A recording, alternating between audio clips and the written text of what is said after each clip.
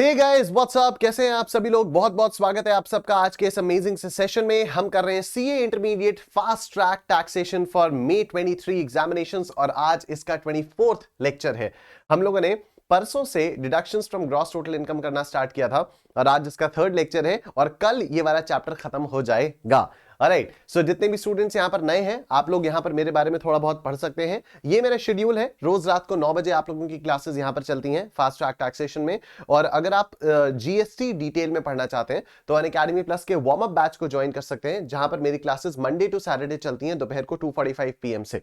नवंबर 23 के लिए, ये तो मई 23 वाली बातें हो गई, नवंबर 23 वाले स्टूडेंट्स के लिए एकाग्रता बैच स्टार्ट होने वाला है फ्रॉम 13th फरवरी से नवंबर 2023 स्टूडेंट्स के लिए एकाग्रता बैच स्टार्ट होने वाला है, जिसमें मैं पूरा direct tax as well as GST यानी इनडायरेक्ट टैक्स पढ़ाऊंगा।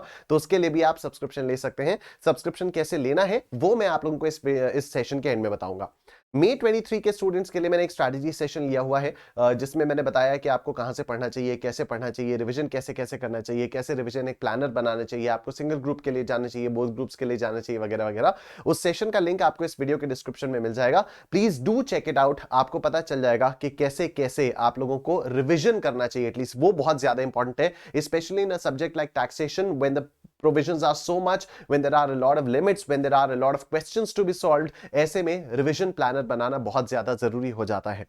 जितने भी सेशंस अभी तक हमारे हुए हैं फास्ट ट्रैक कोर्स के, उसकी एक प्रॉपर प्लेलिस्ट मैंने बनाकर आप लोगों को इसी चैनल पर प्रोवाइड कर रखी है, so you can check that out as well. उसका भी लिंक आपको इस वीडियो के डिस्क्रिप्शन में मिल जाएगा। जो भी यहां पर मैं क्लासेस में नोट्स यूज करता हूं वो सारे के सारे नोट्स प्रॉपर पीडीएफ फॉर्मेट में आप लोगों को अवेलेबल करवाए हुए हैं, उसका भी लिंक आपको इस वीडियो के डिस्क्रिप्शन में मिल जाएगा।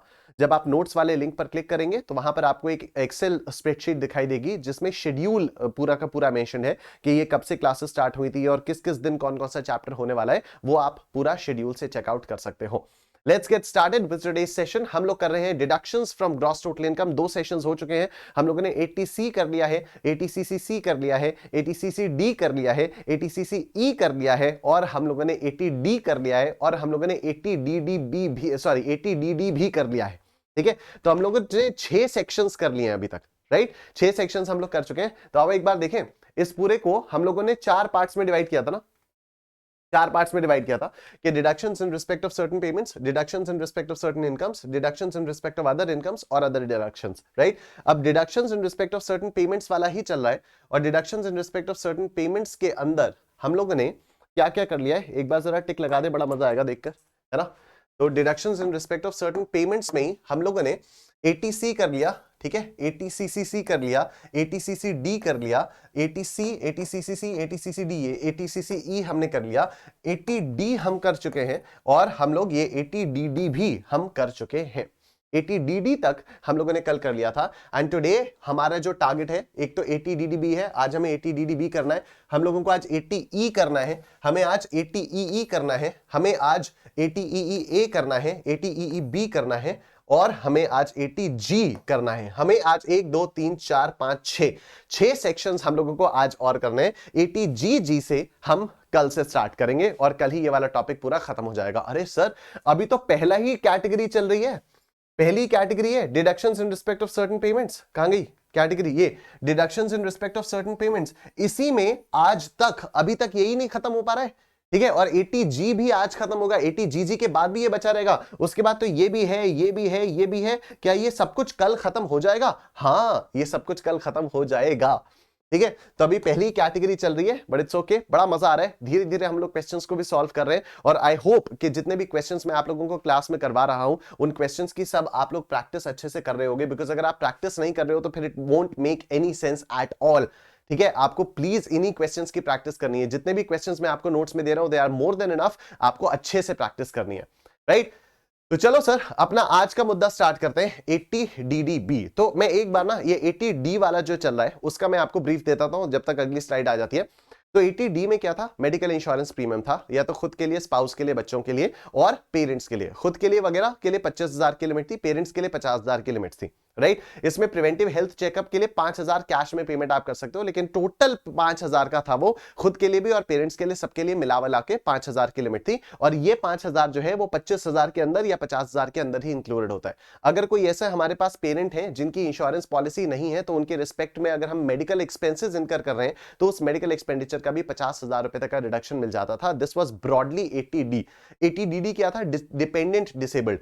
अगर मैं डिपेंडेंट डिसेबल्ड की मदद कर रहा हूं तो फिर उससे मेरे को क्या मिलता था? ये तो हो गया ना, हाँ यहीं पे तो 150th तक कल हम लोगों ने किया था, आज स्लाइड नंबर 151 से स्टार्ट करना है। एनीवे तो मैं 80DDB आपको रिवाइज करवा रहा था, तो सॉरी 80DD रिवाइज करवा रहा था, डिपेंडेंट डिसेबल्ड। तो डिपेंडेंट डिसेबल्ड में क्या होता है कि अगर मैं अपनी किसी डिपेंडेंट डिसेबल्ड का इलाज करवा रहा हूं तो उसके लिए मेरे को फ्लैट 75% का रिडक्शन मिलेगा, और अगर डिसेबिलिटी सिवियर है तो फिर फ्लैट 1,25,000 रुपीज का रिडक्शन मिल जाएगा। Now let's start with 80DDB। तो 80DDB क्या कहता है? 80DDB कहता है कि आपने अगर किसी डिपेंडेंट के लिए मेडिकल एक्सपेंसेस इनकर किए तो उसका आपको रिडक्शन मिलेगा। To what extent? Either the actual expenses paid और 40,000 rupees which ever is, lower. Right अगर आपका ये सीनियर सिटीजन डिपेंडेंट है, आप पर अगर सीनियर सिटीजन आप पर डिपेंडेंट है तो फिर उसके केस में आपको कुछ और लिमिट मिल जाएगी, 1 लाख रुपीज या actual expenditure which ever ever lower, इतना आपको रिडक्शन मिल जाएगा। ठीक है। The difference between 80DD and 80DDB is what? 80DD में डिपेंडेंट डिसेबल्ड है, 80DDB में डिसेबल्ड नहीं है, सिंपली डिपेंडेंट है। 80DD में फ्लैट डिडक्शंस आपको दिए हुए हैं, या तो 75,000 के या 1,25,000 के, लेकिन 80DDB में फ्लैट डिडक्शंस नहीं है। अगर आप नॉर्मल इंसान हो, मतलब 60 से आपकी एज कम है, तो फिर या तो 40,000 या फिर actual expenditure incurred which ever ever lower. अगर आपकी एज उससे ज्यादा है, 60 से ज्यादा है, तो 1 लाख और actual expenditure incurred which ever is earlier. फटाफट से पढ़ते हैं इसको। तो एलिजिबल असेसी कौन होगा? This section provides deduction to an assessee who is a resident in India, being an individual and HUF. The deduction is available to an individual for medical expenditure incurred on himself or a dependent. It is also available to a Hindu undivided family for such expenditure incurred on any of its members. Meaning of dependent में क्या आ जाएगा? तो यहाँ पर dependent में individuals के case में spouse, children, parents, brother और sister of the individual or any of them wholly or mainly dependent on such individual for his support and maintenance. और HUF के केस में कोई भी member, right. Payment qualifying for deduction, तो amount आपका payment होना चाहिए medical treatment of such disease or ailment as may be specified in the rules made in this behalf by board or himself और a dependent in the case assessee is an individual or for any member of an HUF in case the assessee is an HUF will qualify for reduction। तो आप जिसके लिए treatment करवा रहे हो वो treatment, वो डिजीज, वो इलनेस आपकी रूल्स में मेंशन होनी चाहिए। कितना डिडक्शन आपको मिलेगा? तो 40,000 रुपीज और equal actually amount actually paid और 40,000 rupees which is less. और अगर सीनियर सिटीजन के केस में किया जा रहा है तो अमाउंट एक्चुअली पेड या 1 lakh rupees which is less. और अगर आपने जो भी अमाउंट पे किया उसके बदले में आपको इंश्योरेंस कंपनी से भी कुछ मिला तो वो भी आपको लेस हो जाएगा। ठीक है। तो सपोज आपने 50,000 रुपए का एक्सपेंडिचर क्लेम किया, राइट। 50,000 में से 25,000 50,000 में से सपोज 20,000 इंश्योरेंस कंपनी से आपको रिकवर हो गया, तो आपको रिडक्शन 30,000 रुपीज का ही मिलेगा, right. The deduction under this section shall be reduced by the amount received, if any, under an insurance from an insurer or reimbursed by an employer for the medical treatment of the assessee or the dependent. Maximum reduction, यहाँ पर ये सारे के सारे लिखे हुए हैं। Condition: no such deduction shall be allowed unless the assessee obtains prescription of such medical treatment from a neurologist, an oncologist, a urologist, a hematologist, an immunologist or such other specialists as may be prescribed। तो आपके पास उसका certificate होना चाहिए। आइए question करते हैं। हम लोगों को मोटा मोटा ये समझ में आ गया जो हमारे एग्जाम पॉइंट ऑफ व्यू से क्या है कि 80DDB में किसी डिपेंडेंट का mother father brother sister spouse, ठीक है, और children, spouse, mother father brother sister children, अगर ये लोग डिपेंडेंट हैं और आप इनके लिए कुछ पैसा खर्च कर रहे हो, मेडिकल ट्रीटमेंट के लिए पैसा खर्च कर रहे हो, तो 80DDB में आपको उसका एक्सपेंडिचर का रिडक्शन मिल जाएगा। और वो किस एक्सटेंट तक मिलेगा? या तो अमाउंट एक्चुअली पेड या फिर 40,000 rupees which ever lower. और अगर आपने सीनियर सिटीजन के लिए दिया तो फिर अमाउंट एक्चुअली पेड या फिर 1 lakh rupees which ever is, right. अब इन पे इसको प्रैक्टिकली कैसे होगा ये, अब आओ क्वेश्चंस देखेंगे, क्वेश्चंस देखें सब समझ में आ जाएगा, right. So let's see. Mr. Shyam, a private sector employee, furnishes you the following information for the previous year 22-23, compute his total income, basic salary, dearness allowance, servant allowance. He has made the following payments in the previous year: contribution towards pension fund of LIC, certain approved pension fund 80 CCC, right, 80cc। Life insurance premium 80C। Policy taken on 1 April 2015, capital sum assured is 2.5 lakh रुपए। तो 1 अप्रैल 2013 के बाद अगर policy ली है तो 10% of the capital sum assured will only be allowed as deduction. तो 10% of 2,50,000 will be 25,000 rupees, और यहां पर 30,000 रुपीज का पेमेंट किया हुआ है तो 25,000 तक का ही आपको डिडक्शन मिल जाएगा। उसके आगे, contribution to a pension scheme of the central government 12% of basic and DA, the employer also made an equal contribution। तो यहां पर इसने एनपीएस में इन्वेस्ट किया तो 80cc डी हो गया। अब 80cc डी 1 में कितना मिलता है? 10% ऑफ द सैलरी। सैलरी में क्या आता है? Basic plus DA in terms. और 80cc डी 1B में एडिशनल 50,000 रुपीज का रिडक्शन मिल जाता है। यहां पर मैंने आपको ये बताया था कि एम्प्लॉय का कॉन्ट्रीब्यूशन सबसे पहले तो आपको 80cc डी 1B में डिडक्शन ले ही लेना चाहिए। तो 72,000 रुपए का कॉन्ट्रीब्यूशन किया, सबसे पहले 50,000 रुपए का रिडक्शन आप 80cc डी 1B में ले लोगे। उसके बाद बेसिक प्लस सीए का 10% करके देखोगे, 72 माइनस 50 करके कितना आता है? 60 70 2 22,000 रुपए जो आपका बचता है। अगर ये 22,000 रुपए 10% ऑफ द सैलरी और डीए से कम है तो 80cc डी 1 में इस 22,000 रुपए का रिडक्शन मिल जाएगा।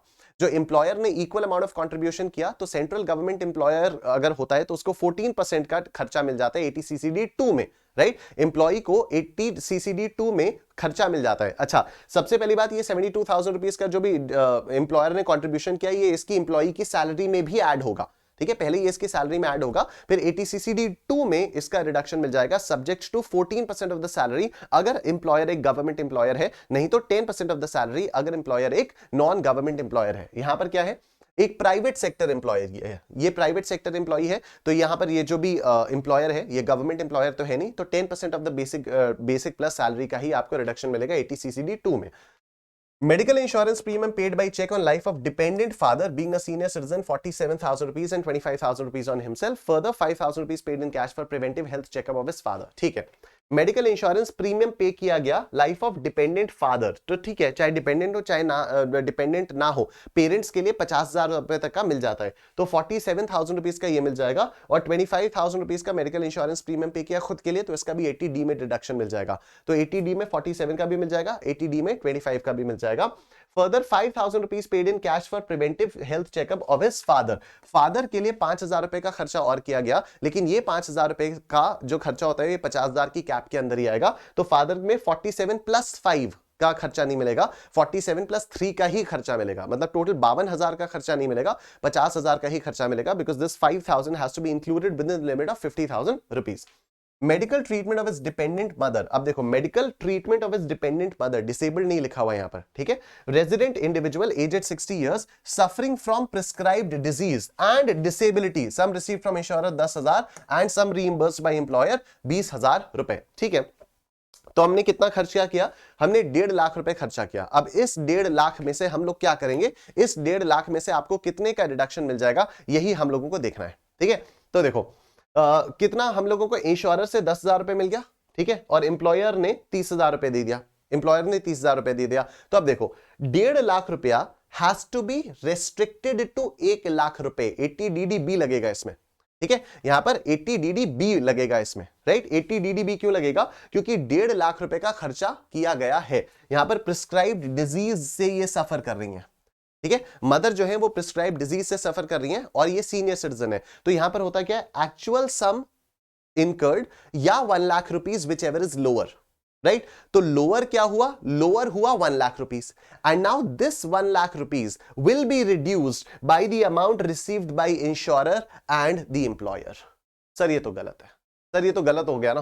क्यों गलत हो गया? क्योंकि कायदे से तो 1,50,000 माइनस ये देखना चाहिए था ना, 1,50,000 माइनस 10,000 माइनस 20,000, तो 1,50,000 minus 10,000 is what? 140, 140 minus 140 minus 20 is what? 120। तो कायदे से तो हमें देखना चाहिए 120 या 1 lakh which ever ever lower, और 1 लाख का हमें रिडक्शन मिल जाना चाहिए।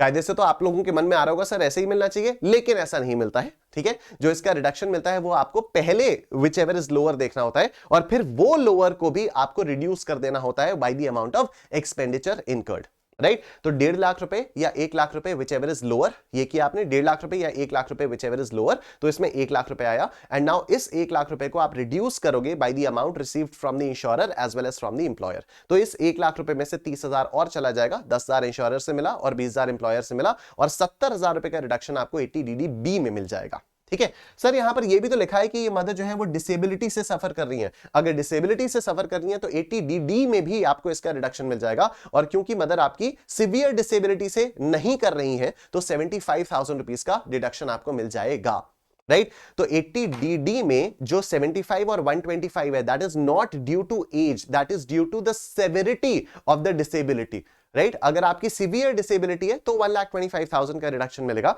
अगर आपकी नॉर्मल डिसेबिलिटी है तो 75,000 रुपीज तक का रिडक्शन मिलेगा। लेकिन 80DD में ये जो अमाउंट ऊपर नीचे है कि 40,000 की लिमिट है और ऊपर उसके बाद 1 लाख की लिमिट है, ये एज वाइज, एज के बेसिस पर ये वाली लिमिट्स स्पेसिफाई की गई हैं कि अगर आप 60 से कम के हो तो 40,000 या actual expenditure whichever is less, सब reduced by the amount received from insurer या एम्प्लॉयर। एंड अगर आप सीनियर सिटीजन हो यानी 60 से ऊपर आपकी एज है तो फिर 1 lakh rupees the actual amount of expenditure incurred whichever is lower, and this will again be reduced by the amount received from insurer या employer। ठीक है, इस तरह से ये वाला क्वेश्चन हो जाएगा। उसके बाद payment made to public provident fund, public provident fund में ये जो 75,000 रुपए ये भी आपको 80C में इसका रिडक्शन मिल जाएगा। ठीक है, अब आइए इसको सॉल्व करना स्टार्ट करते हैं, और ये सारी चीजें आपको याद पता है तभी रहेंगी जब आप इस तरह से इनकी प्रैक्टिस करोगे। मैं यहां पर आपको एक एक क्वेश्चन करा रहा हूं, पूरा डिटेल में आप लोगों को एक एक क्वेश्चन करा रहा हूं, पर ये आपको याद तभी रहेंगे, ये सेक्शन नंबर्स आपको याद तभी रहेंगे जब आप इसकी बार बार प्रैक्टिस करोगे, जब आप इसकी बार बार रिविजन करोगे। ठीक है, कि कहीं पर अगर सेक्शन आपके मन में कुछ गलत आया और आपने आंसर चेक किया वहां पर कुछ और लिखा हुआ था तो वेरीफाई कि क्यों जो आंसर में लिखा था वो कोई और लिखा था। जैसे मैं यहां पर आपको बार बार बताया जा रहा हूं कि यहां पर ये वाला सेक्शन क्यों लगेगा, यहां ये सेक्शन क्यों लगेगा। Approved pension fund of LIC जैसे ही देखा तो हमेशा 80CC सोचना चाहिए, 80C नहीं सोचना चाहिए, and so on, right. Anyway, आओ सर शुरू करते हैं। तो इसमें हम लोगों को टोटल इनकम निकालनी है, तो टोटल इनकम निकालते हैं। बेसिक सैलरी कितनी है? बेसिक सैलरी 4 लाख रुपए की है। बेसिक सैलरी तो आपकी 4 लाख रुपए की है, तो बेसिक सैलरी आपकी 4 लाख रुपए की आ गई। उसके बाद ये डियरनेस अलाउंस 2 लाख रुपए का आ गया, डियरनेस अलाउंस 2 लाख रुपए का आ गया। सर्वेंट अलाउंस कितना आया? सर्वेंट अलाउंस 15,000 रुपए का आया, सर्वेंट अलाउंस 15,000 रुपए का आया। और एम्प्लॉयर का कंट्रीब्यूशन कितना था? 72,000 रुपए का एम्प्लॉयर का कंट्रीब्यूशन था, बस और तो कुछ है नहीं। यही आपकी आ जाएगी। कैलकुलेटर देवता जरा प्रकट होइए। तो 4 lakh plus 2 lakh plus 15,000 plus 72,000 कितना आता है? ये आता है 6,87,000, बस 6,87,000 ये आ गया 6,87,000। इसमें 50,000 रुपए का स्टैंडर्ड डिडक्शन मिलेगा और ये 637 निकल के यहां पर आ जाएगा, 6,37,000 ये आपका यहां पर निकल कर आ जाएगा। ठीक है, अब इसमें सबसे पहला हम क्या करेंगे? 80CCD 1B, सबसे पहले तो 80CCD 1B निपटाओ और 50,000 रुपए का तो यहां पर लो, 50,000 रुपए का रिडक्शन आप लोग यहां पर ले लीजिए। ठीक है, 80CCD 1B, 80CCD 1B 50,000 रुपए का रिडक्शन हमारा सेट हो गया। ठीक है, अब 80CCD 1 देखते हैं। 80CCD 1 तो देखो, बेसिक प्लस डीए यानी 6 लाख रुपए, 6 लाख का 10% ही अलाउड है, तो 6 लाख का 10% कितना हुआ? 60,000 हुआ। 72,000 का कंट्रीब्यूशन हुआ, 72 में से 50 जाने के बाद, 72 में से 50 जाने के बाद कितना बचा? 22 बचा, and this 22 is with in 60,000, तो 80CCD 1 में 22,000 का रिडक्शन मिल जाएगा।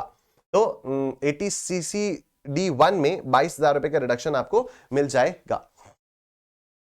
ठीक है, तो यहां पर आपको 22,000 रुपए का रिडक्शन मिल गया, यहां पर आपको 22,000 रुपए का रिडक्शन मिल गया। अब आ जाओ, ठीक है, तो एक काम करते हैं, 80CCD 1 भी हो गया ना, अब 80C CCC CCD 1 और इस तरह से हम लोग सीक्वेंशियली चलना स्टार्ट करते हैं। तो 80C वाला देखो, यहां पर क्या हो गया? कंट्रीब्यूशन टुवर्ड्स पेंशन फंड, ये तो 80CCC हो गया। लाइफ इंश्योरेंस 25,000 रुपए का ये मिलेगा, तो 80C में आ जाओ। लाइफ इंश्योरेंस 25,000 रुपए का ये मिला, 25,000 रुपए का ये मिला। उसके बाद ये भी हो गया, ये अलग से आएगा आपका 80CCD में, ये 80DDB 80DD और payment to public provident fund 75,000 रुपए का ये हुआ, 75,000 रुपए का ये हुआ।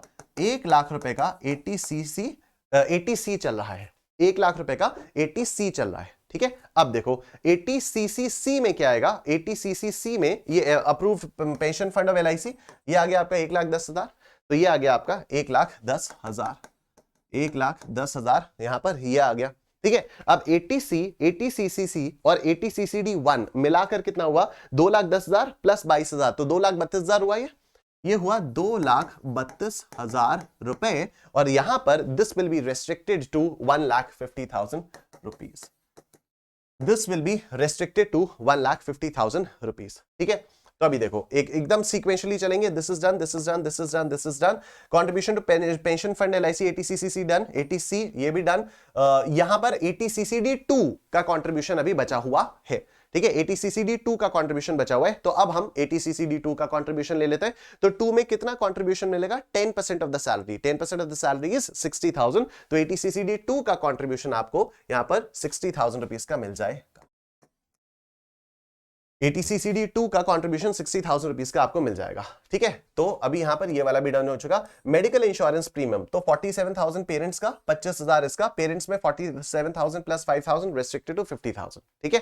तो यहां पर अभी आ जाएगा medical insurance premium paid for himself 25,000 रुपए, medical insurance premium paid for father 47,000 rupees, और यहां पर सिर्फ 3,000 रुपए का ही आपको प्रिवेंटिव हेल्थ चेकअप का खर्चा मिल पाएगा। 3,000 से ज्यादा का नहीं मिल पाएगा, क्योंकि this will be restricted to 5,000 rupees, मतलब 47 प्लस 5,000 ये रेस्ट्रिक्टेड टू 50,000 होना चाहिए। तो इसका टोटल आपका 75,000 आ जाएगा ऑब्वियसली, ठीक है। उसके बाद ये भी हो गया। अब medical treatment of is dependent mother, तो 80D के बाद क्या आता है? 80D के बाद आता है 80DD, डिपेंडेंट डिसेबल्ड, और क्योंकि मदर डिसेबल्ड भी थी तो इसलिए 75,000 रुपीज का आपको यहां पर फ्लैट डिडक्शन मिल जाएगा। तो 80DD के अंदर फ्लैट डिडक्शन 75,000 का यहां पर मिल जाएगा, राइट। उसके बाद 80DDB में हम लोगों ने बात की कि 1,50,000 रुपीज या 1,00,000 whichever is lower, minus 10,000 minus 20,000, तो 70,000 रुपए का रिडक्शन आपको 80DDB में मिल जाएगा। 70,000 रुपए का रिडक्शन आपको यहां पर मिल जाएगा। तो टोटल इनकम कितनी आएगी? 6,37,000 रुपए, 6,37,000 रुपए minus 50,000 minus 1,50,000 minus 60,000 minus 75,000 minus 75,000 minus 70,000, तो टोटल इनकम आई 1,57,000। टोटल इनकम आ गई 1,57,000। आई एम श्योर सब समझ में आ गया। बोलो निष्ठेन निष्ठेन निष्ठेन निष्ठेन निष्ठेन निष्ठेन, बोलो निष्ठेन निष्ठेन निष्ठेन, ठीक है। काफी कॉम्प्रिहेंसिव क्वेश्चन, काफी सारी चीजें इसमें आ गई, बहुत कुछ क्लियर हुआ होगा। वीडियो को लाइक कर दो फटाफट से अगर आप लोगों ने वीडियो को लाइक नहीं किया है तो। And now let's move on to the next section. Next section 80DDB के बाद हमारा आ जाता है सेक्शन 80E। अब 80E क्या बात करता है? 80E बात करता है कि अगर आपने इंटरेस्ट ऑन लोन पे किया है in the previous year out of his income chargeable to tax, ठीक है। और इंटरेस्ट ऑन लोन किसके लिए? हायर एजुकेशन के लिए। Interest on loan higher education के लिए, ठीक है। तो सुनना, अगर हायर एजुकेशन के लिए लोन लिया और उस लोन का कुछ भी इंटरेस्ट का पेमेंट किया तो उस इंटरेस्ट का रिडक्शन आपको मिल जाएगा 80E के अंदर, ठीक। तो देखो यहां पर क्या चीज है? एलिजिबल असेसी क्या है? Section 80E, E for education, E for education. कैसी एजुकेशन? हायर एजुकेशन, ठीक है।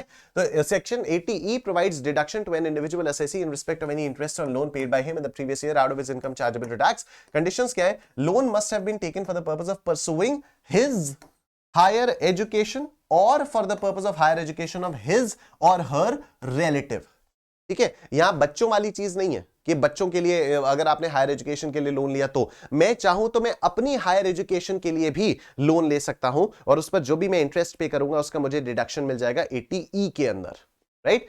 तो या तो मैंने अपने लिए लिया हो या तो मैंने अपने रिलेटिव के लिए लिया हो। The loan must have been taken from any financial institution और अप्रूव्ड चैरिटेबल इंस्टीट्यूशन, तो किसी प्रॉपर ऑथराइज्ड बैंक वगैरह से ही लोन लेना होगा। रिलेटिव का मतलब क्या है? Spouse and children of the individual or the student for whom the individual is the legal guardian. तो या तो मेरी बीवी बच्चे या फिर अगर कोई एक स्टूडेंट है जिसका मैं लीगल गार्डियन हूं तो वो भी हो जाएगा मेरा रिलेटिव, ठीक है। तो उसके खर्चे के लिए भी अगर मैं लोन लूंगा, उसकी एजुकेशन के लिए भी अगर मैं लोन लूंगा, उस पर इंटरेस्ट पे करूंगा तो उसका रिडक्शन मुझे मिल जाएगा। देखो, meaning of higher education means any course of study including vocational studies pursued after passing the senior secondary examination, मतलब 12th class के बाद, या its equivalent from any school, board or university recognized by central government or the state government or local authority or by any other authority authorized by the central government or state government or local authority to do so. Therefore, interest or loan taken for pursuing any course after class 12th or its equivalent will qualify for reduction under section 80E, ठीक। Period of deduction क्या है? The reduction is allowed in computing total income in respect of the initial assessment year. Initial assessment year matlab that is the assessment year relevant to the previous year in which the assessee starts paying the interest on the loan, and 7 assessment years immediately succeeding the initial assessment year or until the interest is paid in full by the assessee whichever is earlier. Simple मतलब क्या हुआ कि अगर मैंने previous year 22-23 में loan लिया, right, तो previous year 22-23 will be the first year जब मैं लोन पर इंटरेस्ट पे करना शुरू करूंगा, तो प्रीवियस ईयर 22-23 से स्टार्ट होगा और फिर 7 असेसमेंट ईयर, ठीक है, फिर and 7 assessment year immediately succeeding the initial assessment year, मतलब 22-23 के बाद 7 और साल तक मुझे इंटरेस्ट और लोन का रिडक्शन मिलता रहेगा। 22-23 के बाद 7 और साल, तो 23, 24, 25, 26, 27, 28, 29, यानी प्रीवियस ईयर 29-30 तक, प्रीवियस ईयर 29-30 या असेसमेंट ईयर 30-31 तक मुझे इंटरेस्ट और लोन मिलता रहेगा। ऑब्वियसली अगर लोन उससे पहले रीपे कर दिया गया तो फिर फालतू में लोन का इंटरेस्ट नहीं मिलता रहेगा। जब तक लोन मैं रीपे नहीं कर देता तब तक उसके इंटरेस्ट का रिडक्शन मुझे मिलता रहेगा। तो या तो 7 assessment years immediately following the assessment year जहां पर पहले पेमेंट किया, या फिर जब तक लोन आपका पे हो गया विच एवर इज अर्लियर, यहां तक आपको रिडक्शन मिलेगा। Approved charitable institution का मतलब an institution established for charitable purposes and approved by the prescribed authority वगैरह वगैरह। Financial institution मतलब बैंक्स वगैरह हो जाते हैं, ठीक है। अब आइए क्वेश्चन करते हैं तो आपको और क्लैरिटी के साथ चीजें समझ में आएंगी। देखो, Mr. B has taken 3 educational loans on April 1, 2022, the details of which are given below. For whose education the loan was taken? B, son of B, daughter of B, ठीक है। B ने लोन लिया है, तो B और उसके बच्चे relative में आते हैं क्या? हाँ, बीवी और बच्चे रिलेटिव में आते हैं, और अगर कोई भी और स्टूडेंट है जिसका वो लीगल गार्डियन है तो वो भी रिलेटिव में आ जाता है। इनमें से किसी की भी हायर एजुकेशन के लिए अगर वो लोन लेता है और उस पर इंटरेस्ट पे करता है तो उस इंटरेस्ट का रिडक्शन मिल जाता है under section 80E, right. Purpose of loan क्या था? MBA, BSc, BA. तो आप देखो, एमबीए भी क्लास 12 के बाद किया जाता है, बीएससी भी क्लास 12 के बाद किया जाता है, बीए भी क्लास 12 के बाद किया जाता है, तो 80E के लिए एलिजिबल हैं ये सारे के सारे। अमाउंट ऑफ लोन कितना लिया? 5 लाख, 2 लाख, 4 लाख, ठीक है। Annual repayment of loan 1,40,000, 80,000। इससे हमें क्या ही करना है? हमें रीपेमेंट ऑफ लोन का भी डिडक्शन मिलेगा क्या? नहीं, हमने यहां पर स्पेसिफिकली बात की इंटरेस्ट ऑन लोन। तो यहां पर दिया हुआ है एनुअल रीपेमेंट ऑफ इंटरेस्ट 20,000, 10,000 और 18,000। तो 80E में हमें कितने का रिडक्शन मिलेगा? 20,000 प्लस 10,000 यानी 30,000, 30,000 प्लस 18,000 यानी 48,000। तो 48,000 रुपीज का हम लोगों को यहां पर रिडक्शन मिल जाएगा। आई एम श्योर सबको समझ में आ गया। बोलो स्टेड फॉरएवर, बोलो स्टेड फॉरएवर। ठीक, आइए सर नेक्स्ट क्वेश्चन देखते हैं।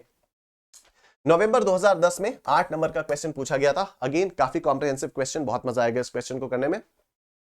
Mr. Raghu, marketing manager of KL Limited based at Mumbai, furnishes you the following information for the previous year. Basic salary 1 lakh rupees per month, dearness allowance 50,000 rupees per month, bonus 2 months basic salary, contribution of employer to recognized provident fund 15% of the basic salary plus dearness allowance. RPF में contribution 15% of the basic salary plus DA. Oh no no no no no no. RPF में contribution 15% तक का थोड़ी allow होता है। RPF में contribution कितने तक का अलाउ होता है देखेंगे, ठीक है। Rent free unfurnished accommodation was provided by the company at Mumbai, accommodation owned by the company. Rent free unfurnished accommodation, rent free unfurnished accommodation, वो बड़ी वाली टेबल याद आ रही है आपको?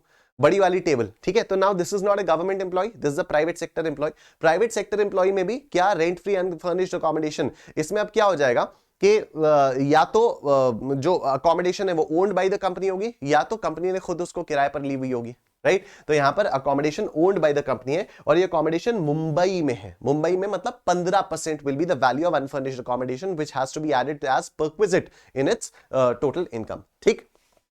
आओ देखो यहां पर recognised provident fund contribution made by Raghu. तो रघु ने भी आरपीएफ में कंट्रीब्यूशन किया है। Health insurance premium for his family, तो हेल्थ इंश्योरेंस प्रीमियम 80D का reduction. Health insurance premium in respect of parents senior citizens, तो 80D में 50,000 तक का reduction. Medical expenses of dependent brother with severe disability covered under section 2O of national trust for welfare of persons with autism, cerebral policy, mental retardation and multiple disabilities act 1999, ठीक है। तो medical expenses dependent brother के, तो dependent disabled हो गया ये, ठीक है। ये डिपेंडेंट डिसेबल्ड हो गया, यहां पर डिजीज नहीं लिखी हुई है, ठीक है। ये यहां पर ये मत सोचना कि 80D भी मिल जाएगा, 80DD भी मिल जाएगा। यहां पर सिर्फ 80DD मिलेगा, 80DD नहीं मिलेगा। क्यों 80DD नहीं मिलेगा? 80DD मिलता है जब आप प्रिस्क्राइब्ड डिजीज के लिए डिपेंडेंट की मदद करते हो। यहां पर सिंपली डिजीज वगैरह कुछ नहीं लिखा है, बस डिपेंडेंट डिसेबल्ड, ठीक है। और यहां पर कितना है? क्या सिवियर डिसेबिलिटी है? हाँ सिवियर डिसेबिलिटी है, तो 1,25,000 रुपए का फ्लैट डिडक्शन आपको यहां पर मिल जाएगा, राइट। उसके बाद interest on loan taken for education of a son studying BCom full time in a recognised college, तो हायर एजुकेशन के लिए लोन लिया, अपने बेटे के लिए लोन लिया, उस पर इंटरेस्ट पे किया 24,000 का, 80E में इसका रिडक्शन मिल जाएगा। Interest on loan taken for education of a student for whom mister Raghu is a legal guardian for pursuing BSc physics full time in a recognised university, तो यहां पर ये 20,000 रुपए का भी रिडक्शन आपको 80E के अंदर मिल जाएगा। ठीक है, इस 20,000 रुपए का भी रिडक्शन आपको 80E के अंदर मिल जाएगा। आई एम श्योर यहां तक की बात आप सबको समझ में आ रही है। आगे compute the total income of mister Raghu. आइए मिस्टर रघु की टोटल इनकम कंप्यूट की जाए। मिस्टर रघु की टोटल इनकम कंप्यूट कर दी जाए तो देखो, सबसे पहले बेसिक सैलरी पर मंथ, तो ये हो जाएगा 12 लाख रुपए, ये हो जाएगा 12 लाख रुपए, ठीक, ये हो गया 12 लाख। उसके बाद डियरनेस अलाउंस 50,000 रुपए पर मंथ, ये हो गया 6 लाख रुपए, डियरनेस अलाउंस हो गया 6 लाख रुपए। उसके बाद क्या बोला है यहां पर, बोनस, बोनस क्या है, 2 मंथ्स बेसिक सैलरी यानी 2 लाख रुपए, बोनस 2 लाख रुपए ना, 2 मंथ्स बेसिक सैलरी, तो बोनस आ गया 2 लाख रुपए। उसके बाद क्या है, उसके बाद है contribution of employer to recognised provident fund, contribution of employer to recognised provident fund. अब सुनो, आरपीएफ में एम्प्लॉयर का कंट्रीब्यूशन 12% तक ही एग्जेम्प्ट होता है, मतलब अगर आरपीएफ में 12% तक एम्प्लॉयर ने कंट्रीब्यूट किया तो इसकी सैलरी में ऐड वैड नहीं किया जाता है, लेकिन 12% के ऊपर अगर किया था करते हैं तो ऐड किया जाता है, राइट। तो अभी क्या किया, 15% of basic salary plus dearness allowance, यानी बेसिक सैलरी कितनी, 12 प्लस 6 यानी 18 लाख, 18 लाख का 15% इसने जमा किया, तो 18 लाख का 12% तक तो चलेगा, लेकिन जो एक्सेस 3% है that has to be added to the salary of the employee, ठीक है। तो employer's contribution to recognised provident fund in excess of 12%, तो 3% of 12 lakh plus 6 lakh rupees, तो 3% ऑफ 18 लाख कितना आता है, 18 लाख का 3% आपका कितना आता है, ये आता है 54,000 रुपीस, ठीक है, ये आ जाता है आपका 54,000 रुपीस, तो 54,000 रुपीस आपका यहां पर आ जाता है, ठीक है। उसके बाद आप यहां पर देखो, उसके बाद क्या है, rent free unfurnished accommodation was provided by the company at Mumbai, accommodation owned by the company, तो अगर कंपनी ने अकोमोडेशन ओन की हुई है तो 15% of the salary will be added as perquisite into the salary. अब 15% किसका आता है, 15% आएगा आपका basic plus DA plus bonus, ठीक है। यहां पर टर्नओवर प्लस का, यहां पर सारे के सारे बोनस वगैरह सब इंक्लूडेड था, ठीक है। तो basic plus DA plus bonus, तो यहां पर कितना आएगा, और इसका 15% आएगा, ठीक है। तो 15% of basic plus DA plus bonus, ये आपका आ जाएगा कितना, 18 प्लस 2 20 लाख का 15% ये ऐड हो जाएगा 3 लाख रुपए। तो रेंट फ्री अनफर्निश्ड अकोमोडेशन के लिए 3 लाख रुपए इसकी परक्विजिट में ऐड हो गई है, ठीक है, 3 लाख रुपए इसका परक्विजिट में ऐड हो गया है। और भी कुछ है क्या, और भी कुछ है। उसके बाद लिखा है recognised provident fund contribution made by Raghu 1,60,000, तो इसको तो हम लोग बाद में देखेंगे, आरपीएफ में कंट्रीब्यूशन अलाउड तो है ही, ठीक है, आरपीएफ में कंट्रीब्यूशन अलाउड है। अच्छा, अब आप बोलो कि रिकॉग्नाइज्ड प्रोविडेंट फंड में ये जो कंट्रीब्यूशन है 1,60,000, क्या ये 1,60,000 क्या ये इसकी सैलरी में ऐड होना चाहिए अलग से, नहीं, क्योंकि पूरी की पूरी हमने बेसिक डीए सब कुछ तो ले लिया है, तो हम लोगों ने तो इसकी ग्रॉस सैलरी ले ली है, तो ग्रॉस सैलरी अगर ले लिया तो ये जो 1,60,000 का इसने आरपीएफ में इन्वेस्टमेंट किया हुआ है, इसको सैलरी में दोबारा से ऐड करने की थोड़ी कोई जरूरत है, ये ऑलरेडी सैलरी में हम कंसिडर कर चुके हैं, बस 80C के अंदर इसका रिडक्शन दे देंगे, ठीक है, 80C में इसका कितना रिडक्शन देंगे, 1.5 लाख तक का, ठीक है ना। अच्छा, और ये भी हो गया, तो अभी आपकी ग्रॉस सैलरी कितनी निकल कर आई, ग्रॉस सैलरी आपकी निकल कर आई 12 lakh plus 6 lakh plus 2 lakh plus 54,000 plus 3 lakh, ये आ गया 23,54,000, ठीक है, 23,54,000 ये आ गया। और क्योंकि ये सैलरी है तो 50,000 रुपए का स्टैंडर्ड डिडक्शन भी मिलेगा, तो 23,04,000 आपका यहां पर आ गई है नेट सैलरी, 23,04,000 यहां पर नेट सैलरी आपकी आ गई है, ठीक है। यहां पर कोई एटीसीसी डी वाला तो नहीं था, न्यू पेंशन स्कीम वाला तो नहीं था, तो कोई दिक्कत वाली बात नहीं है, हम सीक्वेंशियली चलेंगे, मतलब एटीसी फिर सीसीसी फिर सीसीडी फिर सीसीई फिर उसके बाद डी फिर उसके बाद डीडी फिर डीडीबी उसके बाद ई, ठीक है, तो हम इस तरह से सीक्वेंशियली चलेंगे, राइट। तो चलो अभी यहां पर क्या हो गया, ये this is done, this is done, this is done, this is done, this is done, this is not done, तो रिकॉग्नाइज्ड प्रोविडेंट फंड का जो कंट्रीब्यूशन है इसको हम लोग 80C में इसका रिडक्शन दे देते हैं, but this will be restricted to 1,50,000 rupees, तो this will be restricted to 1,50,000 rupees. उसके बाद health insurance premium for his family, तो 80C में तो और कुछ है नहीं, हेल्थ इंश्योरेंस प्रीमियम कितना आता है आपका, अच्छा 80CC में भी कुछ नहीं है और 80CCD में भी कुछ नहीं है, ठीक है, तो 80C वाला अपना सॉर्टेड है, 1.5 लाख रुपए तक का मिल गया उसको, ठीक है। अब medical insurance premium paid for his family तो 30,000, तो 30,000 का 25,000 का ही आपको यहां पर रिडक्शन मिल जाएगा। तो 25,000 रुपए का आपको यहां पर रिडक्शन मिल गया। उसके बाद इसने क्या किया, अपने पेरेंट्स के लिए 68,000 रुपीज का खर्चा किया, तो 50,000 रुपीज का खर्चा इसको यहां पर मिल जाएगा। 50,000 रुपीज का रिडक्शन इसको अपने पेरेंट्स के लिए मिल जाएगा। उसके बाद अपने ये सिवियर डिसेबिलिटी तो डी डिपेंडेंट डिसेबल्ड, तो 1,25,000 रुपए का खर्चा मिलेगा, डिडक्शन मिलेगा। इवन तो the actual amount spent is only 60,000 rupees, but 1,25,000 rupees का रिडक्शन मिल जाएगा। ठीक है, सिवियर डिसेबिलिटी के लिए 1,25,000 रुपीज का रिडक्शन मिल जाएगा। उसके बाद क्या है, ये हो गया। उसके बाद इंटरेस्ट ऑन लोन, तो ये 24,000 और ये 20,000, इसका 80E में आपको रिडक्शन मिल जाएगा। तो 80E में 24,000, ठीक है, और उसके बाद ये 20,000, यही था ना, पहले 24 उसके बाद 20, हाँ पहले 24 उसके बाद 20, ये आपके सारे के सारे डिडक्शंस हो जाएंगे। अब आइए इसको कैलकुलेट कर लेते हैं। तो 1,50,000, 1,50,000 plus 25,000 plus 50,000 plus 1,25,000 plus 24,000 plus 20,000, ये आ गया आपका 3,94,000 रुपीज। तो 3,94,000 यहां पर आ गया। और उसके बाद आपने क्या किया, 2304 माइनस 394, 2304 माइनस 394, 19,10,000 रुपीज, 19,10,000 रुपीज, ये आपका आ जाता है यहां पर total income. I am sure सब समझ में आ गया। बोलो निश्चय फॉरएवर, बोलो निश्चय फॉरएवर। ठीक है, आओ सर नेक्स्ट सेक्शन, अच्छा नहीं क्वेश्चन आ गया। तो examine the following statements with regard to the provisions of the income tax act 1961 during the financial year 22-23। मैं जरा पानी पी लेता हूं, और अगर आपने वीडियो को लाइक नहीं किया फटाफट से वीडियो को लाइक कर दो।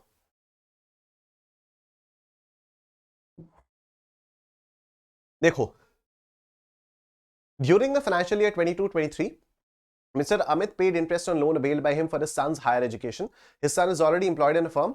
Mr. Amit will get the deduction under section 80E. मतलब यहां पर सिर्फ इतना बताया गया है कि जो सन है वो ऑलरेडी एम्प्लॉयड है, मतलब सन डिपेंडेंट नहीं है। तो क्या सन की डिपेंडेंसी डिडक्शन लेने के लिए कोई भी एक कंडीशन थी? कोई कंडीशन नहीं थी। तो चाहे सन एम्प्लॉयड हो, चाहे ना हो, चाहे करोड़ों कमा रहा हो, लेकिन अगर बाप ने उसकी हायर एजुकेशन के लिए लोन लिया है और उस पर इंटरेस्ट पे कर रहा है, तो 80E का रिडक्शन उसको मिल जाएगा। The statement is correct. The deduction under section 80E available to an individual in respect of interest on loan taken for his higher education or for higher education of his relative. For this purpose, relative means inter alia spouse and children of the individual. Therefore, Mr. Amit will get the deduction under section 80E in respect of interest on loan availed by him for his son's higher education. It is immaterial that the son is already employed in a firm. This would not affect Mr. Amit's eligibility for reduction under section 80E. ठीक, next. Subscription to notified bonds of NABARD would qualify for reduction under section 80C. बिल्कुल सही बात है ये, ठीक है। 80C के अंदर नाबार्ड के बॉन्ड्स का तो रिडक्शन आपको मिल ही जाता है, तो ये भी एकदम सही बात हो गई कि this statement is correct. Under section 80C, subscription to such bonds issued by NABARD would qualify for reduction under section 80C। ठीक है, उसके बाद next point, in order to be eligible to claim reduction under section 80C, investment या contribution या subscription etcetera in eligible और approved modes should be made out of the income chargeable to tax.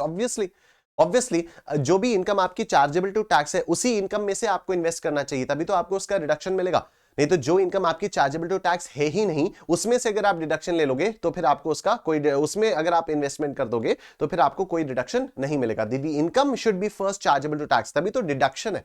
ठीक है, फिर where an individual repays a sum of 30,000 rupees towards principal and 14,000 as interest in respect of loan taken from a bank for pursuing eligible higher studies, the reduction allowable under section 80 is 44,000. अच्छा, तो 30,000 principal के towards पे किया, 14,000 interest के towards पे किया, तो 80E में तो सिर्फ 14,000 का ही मिलेगा।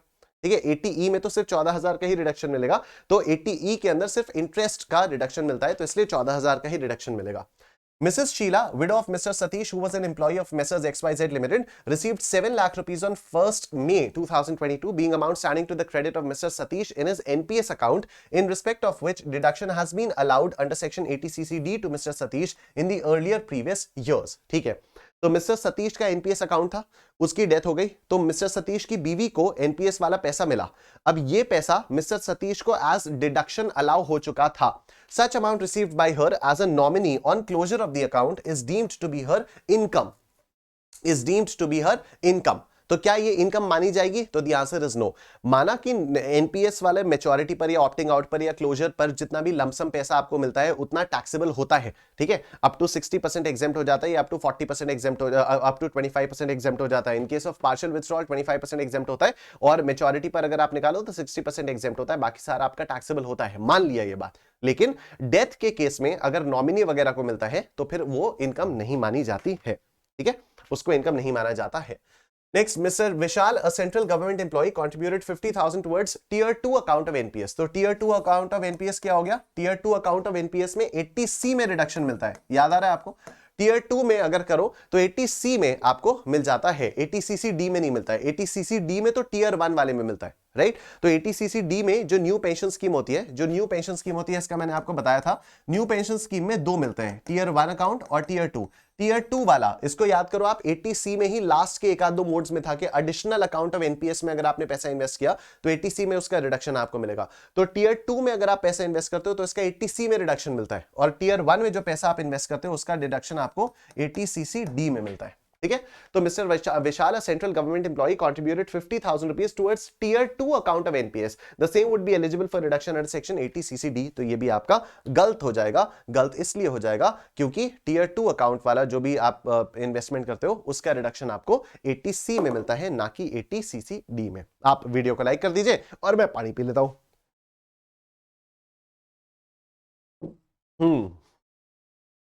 आओ सर, नेक्स्ट सेक्शन हमारे पास आता है 80EE, ठीक है। ईई क्या कहता है? ईई कहता है interest on loan borrowed for acquisition of house property bye an individual. भाई साहब, इस वाले सेक्शन ने तो एकदम से वक्त बदल दिया, जज्बात बदल दिए, हालात बदल दिए, माहौल बदल दिया। क्योंकि अभी तक तो हमें यही पता था कि अगर हम हाउस प्रॉपर्टी के कंस्ट्रक्शन के लिए लोन लेते हैं और उस पर जब इंटरेस्ट पे करते हैं तो उसका रिडक्शन हमें सेक्शन 24B के अंदर मिलता है, और वो हाउस प्रॉपर्टी से ही माइनस किया जाता है। यहां पर इंटरेस्ट ऑन लोन के लिए एक और सेक्शन 80EE, और ये ग्रॉस टोटल इनकम से माइनस किया जाएगा। तो सर क्या इसका मतलब यह हुआ कि interest on loan for house property ये दो दो जगह पर डिडक्शंस मिल रहे हैं? हाँ, यही मतलब हुआ। अरे सर कैसे? हाँ, ऐसे कि अगर मान लो आपका total interest on loan suppose 3 lakh रुपए का है, आपका total interest on loan suppose 3 lakh रुपए का है, और आपकी सेल्फ ऑक्यूपाइड प्रॉपर्टी है। अब सेल्फ ऑक्यूपाइड प्रॉपर्टी है तो सेक्शन 24B में तो सिर्फ 2 ही लाख रुपए तक का डिडक्शन मिल पाएगा, ठीक है। सेक्शन 24B में तो सिर्फ 2 ही लाख रुपए तक का रिडक्शन मिल पाएगा।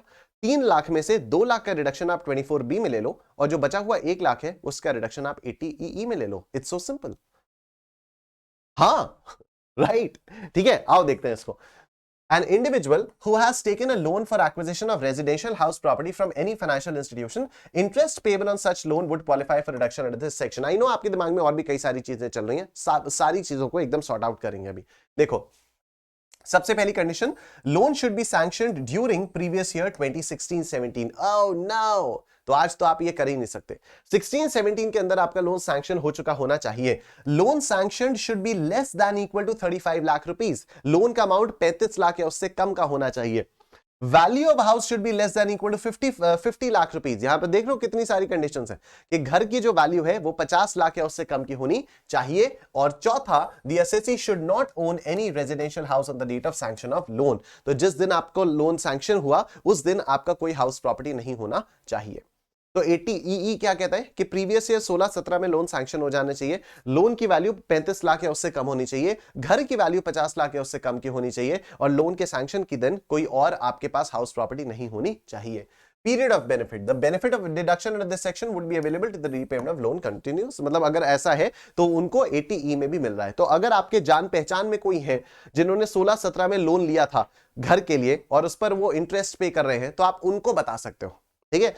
आप पूछना, आज अपने घर पे पूछना कि मम्मी हमारे यहाँ किसी ने प्रीवियस ईयर 16-17 में घर वार लिया था क्या, उसके लिए लोन लिया था क्या, उसका इंटरेस्ट वो क्लेम कर रहे हैं क्या, सिर्फ 24B में क्लेम कर रहे हैं, 80EE में भी क्लेम कर रहे हैं, नहीं कर रहे 80EE में, अरे अरे अरे अरे, लोन का अमाउंट 35 लाख तक का था क्या, घर की वैल्यू 50 लाख तक की थी क्या, हाँ, ओ हो, तो 80EE में डिडक्शन क्यों नहीं लिया जा रहा है, 80EE में भी डिडक्शन लिया जाए। टैक्स भी दे रहे, बताओ, ये इंटरेस्ट भी दे रहे, उस पर टैक्स भी दे रहे, कितनी गलत बात है, ठीक है। तो ये आप कर सकते हो। Quantum of deduction, the maximum deduction allowable is 50,000 rupees. The deduction up to 50,000 rupees under section 80EE is over and above the deduction of up to 2 lakh rupees available under section 24 for interest payment in respect of loan borrowed for acquisition of self-occupied property. ठीक है, तो यही वाली बात थी। मैंने आपको शुरुआत में सिर्फ एग्जाम्पल के तौर पर बताया कि 3 लाख का लिया तो 2 लाख का उधर ले लो, 1 लाख का इधर ले लो, ठीक है, एग्जाम्पल के तौर पर। उसके मैंने तब तो आपको ये भी नहीं बताया था ना लोन 16-17 में होना चाहिए, ऐसा होना चाहिए, वैसा होना चाहिए। तो I just wanted to explain you कि एग्जाम्पल है, ये मत बोलना सर आपने तो 1 लाख बोला था, ठीक है, जानबूझ के बोला था वो, राइट। देखो तो क्वांटम ऑफ डिडक्शन क्या है कि मैक्सिमम डिडक्शन अलाउएबल आपका 50,000 का होगा, तो 80EE में 50,000 तक का होगा। तो 2 लाख तक का डिडक्शन आप 24B में ले लोगे, जो कि हाउस प्रॉपर्टी की इनकम कंप्यूट करते समय ही आप माइनस करोगे, और फिर ग्रॉस टोटल इनकम में से 80EE के अंदर आप और 50,000 का डिडक्शन ले सकते हो अगर 80EE आप पर एप्लीकेबल होता है तो। Meaning of certain financial terms, ये फाइनेंशियल इंस्टीट्यूशन क्या होता है ये सब तो आप लोगों को पता ही है, हाउसिंग फाइनेंस कंपनी ये सब भी क्या होता है, इससे वो भी जानने की जरूरत नहीं है। आइए सवाल करते हैं तो आपको और क्लैरिटी के साथ चीजें समझ में आएंगी। ठीक, देखो, Mr. A purchased a residential house property for self-occupation at a cost of 45 lakh rupees on 1st April 2017. 1st April 2017 को मकान खरीदा गया, ठीक है, 1st April 2017 को मकान खरीदा गया और मकान की वैल्यू कितनी थी, 45 लाख रुपए की थी। चलो मकान की वैल्यू 50 लाख से तो कम है, लेकिन सर मकान तो 1st April 17 को खरीदा गया, 16-17 में तो नहीं खरीदा गया। 16-17 में लोन का सैंक्शन होना जरूरी है, ठीक है। देखो, in respect of which he took a housing loan of 35 lakh rupees from the Bank of India at 11% per annum on the same date. अच्छा जी, ठीक है, सेम डेट पर इसने ये ले लिया। अच्छा, the loan was sanctioned on 28 March 2017। Date of sanction of loan 16-17 में हो गई है, ठीक है। Loan should be sanctioned during previous year 16-17, ठीक है। लोन का सैंक्शन अगर 16-17 में हो गया है तो 80EE का रिडक्शन आपको मिल जाएगा। तो लोन आपने लिया कब, लोन आपने लिया 1 अप्रैल 2017 को आपने लोन लिया 35 लाख रुपए का, लेकिन लोन का सैंक्शन तो 16-17 में हो गया क्योंकि 18 मार्च को लोन सैंक्शन हो गया था। डिसबर्समेंट 1 अप्रैल को हुआ, ठीक है, पर सैंक्शन आपको तभी हो गया था। Compute the eligible deduction in respect of interest on housing loan for assessment year 23-24 under the provisions of the Income Tax Act 1961, assuming that the entire loan was outstanding on 31st March 23 and he does not own any other house property. तो बड़ा simple है, ठीक है। तो previous year 22-23 में loan कितने का था, लोन 35 लाख रुपए का था। 35 लाख पर कितने परसेंट का, 11% का आप इंटरेस्ट कैलकुलेट कर लो, तो बहुत ही सिंपल क्वेश्चन हो गया। 35 लाख पर 11% कितने से आएगा, 3,85,000 रुपीज का आएगा, तो 2 लाख का 24B में मिल जाएगा, 50,000 का 80EE में मिल जाएगा, सिंपल, ठीक है। तो डिडक्शन ये यहां पर तो 2 लाख का ये मिल गया, 2 लाख का डिडक्शन आपको यहां पर मिल गया और 50,000 का डिडक्शन आपको 80EE में मिल गया, सिंपल, ठीक है। 80EE में आपको 50,000 रुपए का रिडक्शन मिल गया। तो डिडक्शन सेक्शन 80EE क्या है, 385 माइनस 2 लाख 185 रेस्ट्रिक्टेड टू 50,000 रुपए। तो ये 50,000 रुपए आपका यहां पर रेस्ट्रिक्टेड टू में आ जाएगा, ठीक है। आई होप यहां तक की बात आप सबको समझ में आ गई। अंडरस्टैंड फॉरएवर, ठीक है। आइए एक और सवाल करते हैं। अच्छा, आइए एक और सेक्शन देखते हैं, ठीक है। 80E हो गया, 80E किसके लिए था, E फॉर एजुकेशन। 80EE किस लिए था, interest on loan for house property, ठीक है। और अब EEA क्या कहता है, deduction in respect of interest repayable on loan taken for acquisition of residential house property. अरे भाई साहब, ये रेजिडेंशियल हाउस प्रॉपर्टी के लिए लोन लेने पर कितना इंटरेस्ट पे करने पर सरकार डिडक्शन देती रहती है, ठीक है। अब ये 24B में भी मिलता है, अभी 80EE भी देखा, अब ये 80EEA भी आ गया। ये क्या है देखते हैं, पानी पी लूं पहले और आप वीडियो को लाइक कर दीजिए।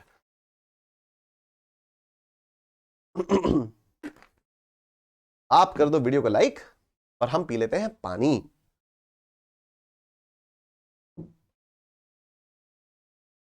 आओ देखो, एलिजिबल असेसी कौन, an individual who has taken a loan for acquisition of residential house property from any financial institution. Interest payable on such loan would qualify for reduction under this section. तो interest payable जो है उसका reduction मिल जाएगा आपको। Conditions to be satisfied for availing this reduction are as follows. Loan should be sanctioned by a financial institution during the period between 1st April 19 to 31st March 2022. Oh no! 1 अप्रैल 19 से, यानी 1920, 2021, 21-22 इन 3 सालों के अंदर अंदर कभी भी अगर आपका लोन सैंक्शन हुआ है तो आपको ATEEA का रिडक्शन भी मिल जाएगा। Stamp duty value of the house should be less than equal to 45 lakh rupees. Individual should not own any residential house property on the date of sanction of loan. Individual should not be eligible to claim reduction under section 80EE. तो 80EE का reduction अगर आप ले रहे हो तो यहां का रिडक्शन आपको नहीं मिलेगा, ठीक है। Anyway, तो यही वाली बात हो गई कि कोई और आपके पास हाउस प्रॉपर्टी नहीं होनी चाहिए, ठीक है। तो ये देखो क्या है, 1 अप्रैल 2019 से लेकर 31 मार्च 2022 तक लोन सैंक्शन हो जाना चाहिए। Stamp duty should be less than equal to 45 lakh. Individual should not own any house और ATEE में आपको रिडक्शन नहीं लेना चाहिए। पीरियड ऑफ बेनिफिट आओ देखते हैं। So the benefit of reduction under this section would be available from assessment year 2021 and subsequent assessment years till the repayment of loan continues. Quantum of reduction, maximum reduction allowable is 1,50,000 rupees. तो 1,50,000 रुपए तक का maximum reduction आपको मिल सकता है। The deduction of up to 1,50,000 rupees under section 80EEA is over and above the deduction available under section 24B in respect of interest payable on loan borrowed for acquisition of a residential house property. ठीक है, तो ये भी 24B के ऊपर ही आपको मिलेगा। In respect of self-occupied house property, interest deduction under section 24B is restricted to 2 lakh rupees. In case of let out or deemed to be let out property, even though there is no limit under section 24B. अब देखो यहां पर बड़ा important वाला part है, यहां पर बड़ी इंपॉर्टेंट पार्ट है, ठीक है। हो सकता है कि किसी के दिमाग में आ रहा हो कि सर चलो सेल्फ ऑक्यूपाइड प्रॉपर्टी में तो 2 लाख तक की लिमिट है, लेकिन लेट आउट प्रॉपर्टी में तो कोई लिमिट नहीं है। लेट आउट प्रॉपर्टी में तो बिल्कुल भी कोई लिमिट नहीं है, तो उसमें तो अनलिमिटेड इंटरेस्ट और लोन हम लोग ले ही सकते हैं। तो ATEEA का क्या फायदा हुआ, ठीक है। तो यहां पर ATEEA का पता ही ये फायदा हुआ कि अगर मान लो लेट आउट प्रॉपर्टी है आपकी लेट आउट प्रॉपर्टी है और उसमें इंटरेस्ट और लोन क्लेम करने के बाद लॉस आ रहा है सपोज 3 लाख रुपए का, लॉस आ रहा है सपोज 3 लाख रुपए का, तो आप 2 ही लाख रुपए का लॉस तो सेट ऑफ कर सकते हो ना अगेंस्ट एनी अदर हेड, ठीक है। 2 ही लाख रुपए का तक का तो लॉस आप किसी भी दूसरे हेड के अगेंस्ट आप सेट ऑफ कर सकते हो, राइट। तो इससे बढ़िया आप क्या करो कि इंटरेस्ट और लोन को 1 लाख से कम कर दो।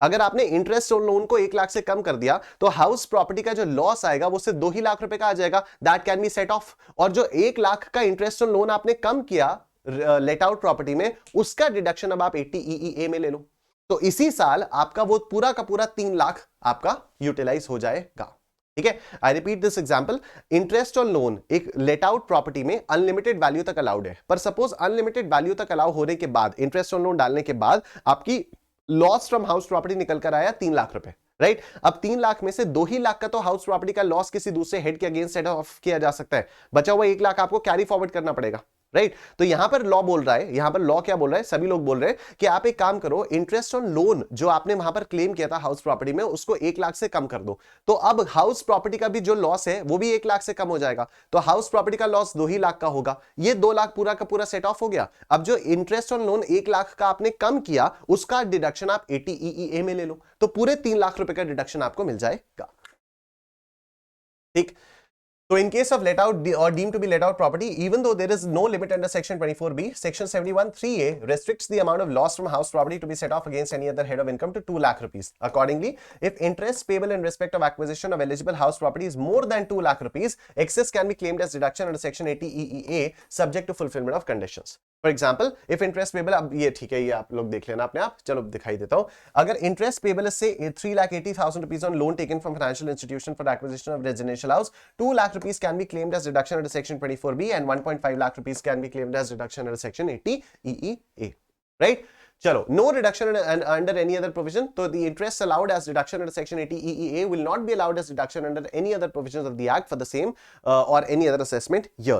Financial institution का मतलब आप जानते हो, ये सब आप जानते हो। आइए सवाल करते हैं एक-एक करके, तो सवालों से और अच्छे से चीजें समझ में आएंगी। Mr. A purchased a residential house property for self-occupation at a cost of 45 lakh rupees on 1st June 2021. ठीक है, तो 31 मार्च 2000 पहले से आपने मकान ले लिया, in respect of which he took a housing loan of 40 lakh rupees from Bank of India at 10% per annum on the same date. ठीक है, तो सेम डेट पर 40 लाख रुपए का लोन ले लिया। यहां पर लोन की कोई लिमिट स्पेसिफाइड नहीं थी, बस यहां पर यह था कि मकान की जो वैल्यू है, स्टैंप ड्यूटी वैल्यू है, वो 45 लाख रुपए या उससे कम की होनी चाहिए, ठीक। तो stamp duty value of the property is 45 lakhs. Very good. Compute the eligible reduction in respect of interest on housing loan for assessment year 22-23 under the provisions of the income tax act 1961, assuming the entire loan was outstanding as on 31st March 2023 and he does not own any other house property.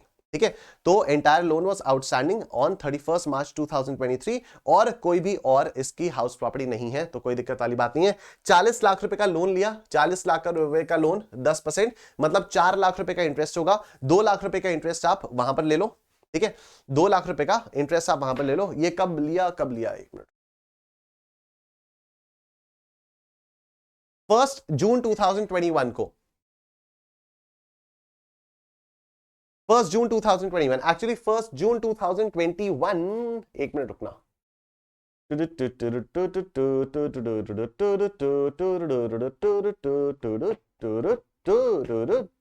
ठीक है, इसको यहां पर change मत करो, 2023 मत करो, इसको 2022 ही रहने दो. ठीक है, ये पिछले साल वाले ही क्वेश्चन है, पिछले साल वाले क्वेश्चन की तरफ से ही इसको रहने देते हैं. तो देखो 1 जून 2021, तो 1 जून 2021 को 40 लाख रुपए का लोन लिया गया. ठीक है, इस पर 10% का इंटरेस्ट लगेगा और इस पर 10 महीनों के लिए लगेगा, क्योंकि 1 जून को लिया ना, तो अप्रैल और मई को छोड़ देंगे. तो 4 लाख का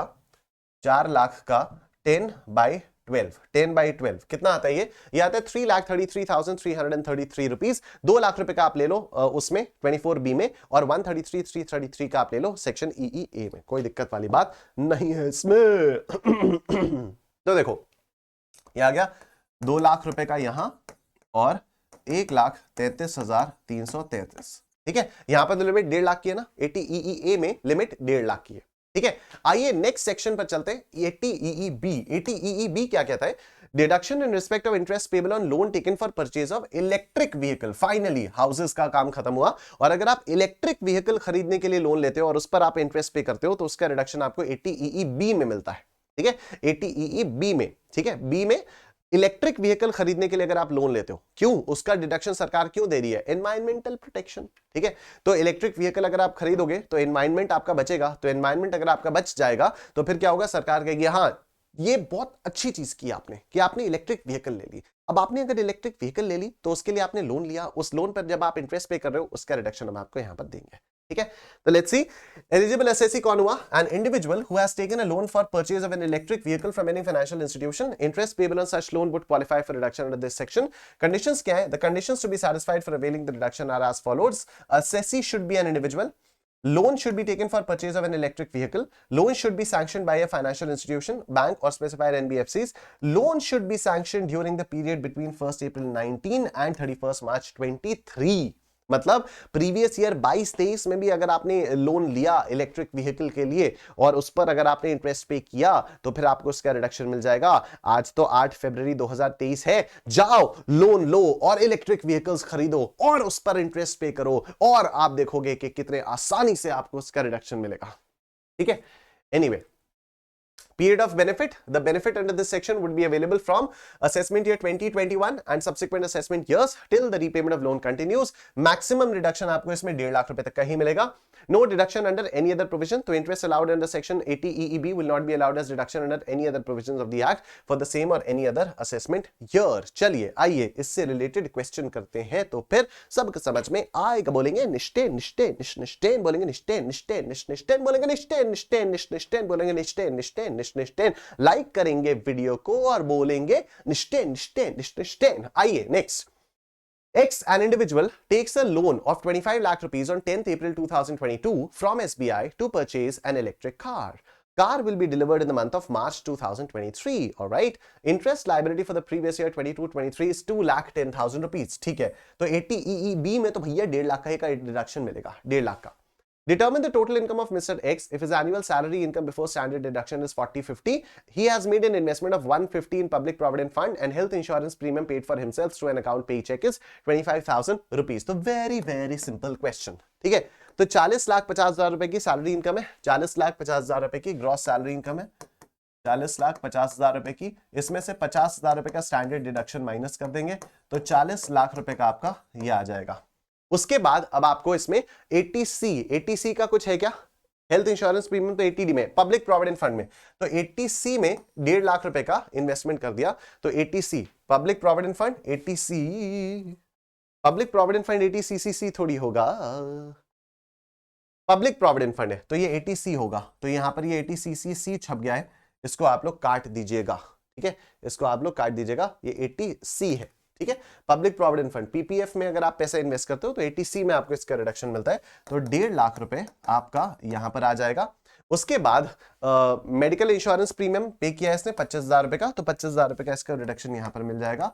और लोन कितना है इलेक्ट्रिक व्हीकल के उस पर, इंटरेस्ट कितना बन रहा है इलेक्ट्रिक व्हीकल के लोन पर, 2,10,000 रुपए का इंटरेस्ट बन रहा है, तो 1,50,000 रुपए का डिडक्शन आपको यहां पर मिल जाएगा एटीईई बी में।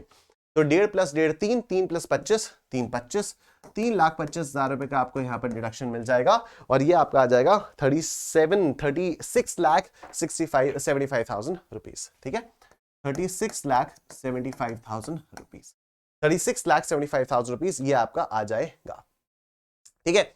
आइए सर एक और क्वेश्चन किया जाए तो आपको और क्लैरिटी के साथ चीजें समझ में आएंगी। X is a businessman. He has taken a loan of 25 lakh rupees on April 10th, 2022 from SBI to purchase an electric car to be delivered in the same month. Interest liability on such loan for the previous year 22-23 is 2,10,000 rupees after such electric vehicle is put to use for the purpose of business. अच्छा, his annual business income is 35 lakh rupees before interest and expenditure pertaining to the vehicle. Maintenance expenditure pertaining to electric vehicle including depreciation for the previous year 22-23 is 4,10,000 rupees. Every year X is entitled to a deduction under section 80C and 80CCD of 2 lakh rupees. You are required to compute the total income of Mr. X for the assessment year 23-24. ठीक है, अब सुनो मेरी बात बहुत ध्यान से। यहां पर अब आपको कितना डिडक्शन मिल जाएगा? ये जो व्हीकल है, ये जो व्हीकल है, ये अब इसने अपने पर्सनल पर्पस के लिए नहीं बल्कि अब इसने अपने बिजनेस पर्पस के लिए खरीदी है।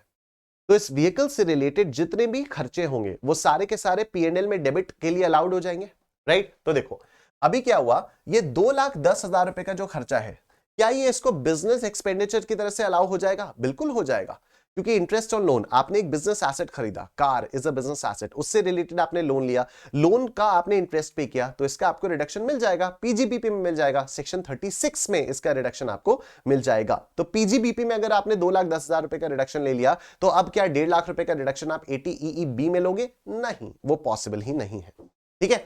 तो चलो आ जाओ, अब यहां पर देखते हैं हम लोग, तो इसकी एनुअल बिजनेस इनकम कितनी हुई? 35 लाख रुपए की हो गई। तो एनुअल बिजनेस इनकम इसकी हो गई 35 लाख रुपए की, एनुअल बिजनेस इनकम इसकी हो गई 35 लाख रुपए की before interest and expenditure pertaining to vehicle. Maintenance expenditure pertaining to electric vehicle including depreciation was 4,10,000 रुपए। तो 4,10,000 रुपए का यहां पर ये मिल जाएगा, 4,10,000 रुपए का ये मिल जाएगा, और इंटरेस्ट ऑन लोन आपको सेक्शन 36 में पूरा 2,10,000 रुपए का मिल जाएगा। तो 6,20,000 रुपए की ये आपके रिडक्शंस हो गए, ठीक है।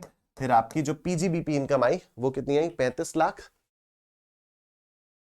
माइनस 6,20,000, ये आता है आपका 28,80,000, 28,80,000, ये आपकी पीजीबीपी इनकम आ गई।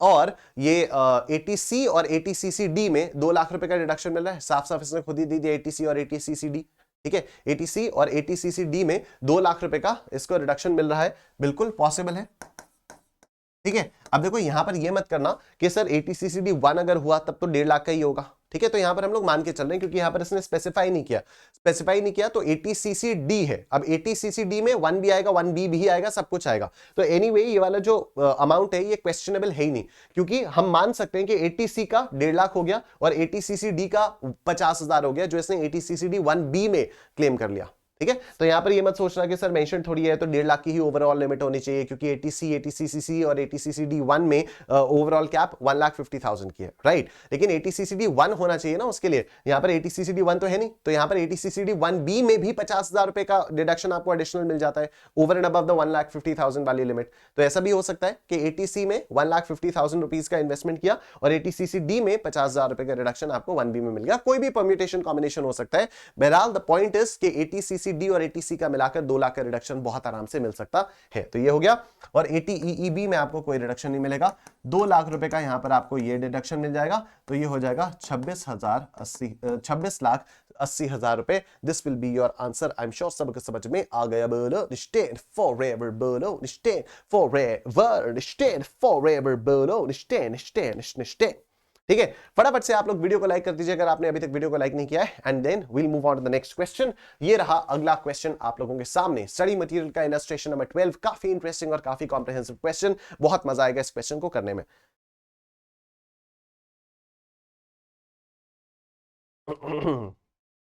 Let's see. The following are the particulars relating to Mr. A. The following are the particulars relating to Mr. A, Mr. B, Mr. C, and Mr. D, salaried individuals for assessment year 23-24. Amount of loan taken. A ने 43 lakhs का लिया, B ने 45 का, C ने 20 lakhs का और D ने 15 lakhs का. Loan taken from HFC, Housing Finance Corporation, deposit taking NBFC, deposit taking NBFC, public sector bank. ठीक है, public sector bank ये हो गया. Date of sanction of loan 1st April 21, 1st April 20, 1st April 20, 30th March 2019. Date of disbursement of loan 1st May 21, 1st May 20, 1st May 20, 1st May 19. Purpose of loan: acquisition of residential house property for self occupation, acquisition of residential house property for self occupation, purchase of electric vehicle for personal use, purchase of electric vehicle for personal use. Stamp duty value of house property 45 lakhs, 48 lakhs, cost of electric vehicle 22 lakh और 18 lakh, rate of interest 9%, 9%, 10%, 10%.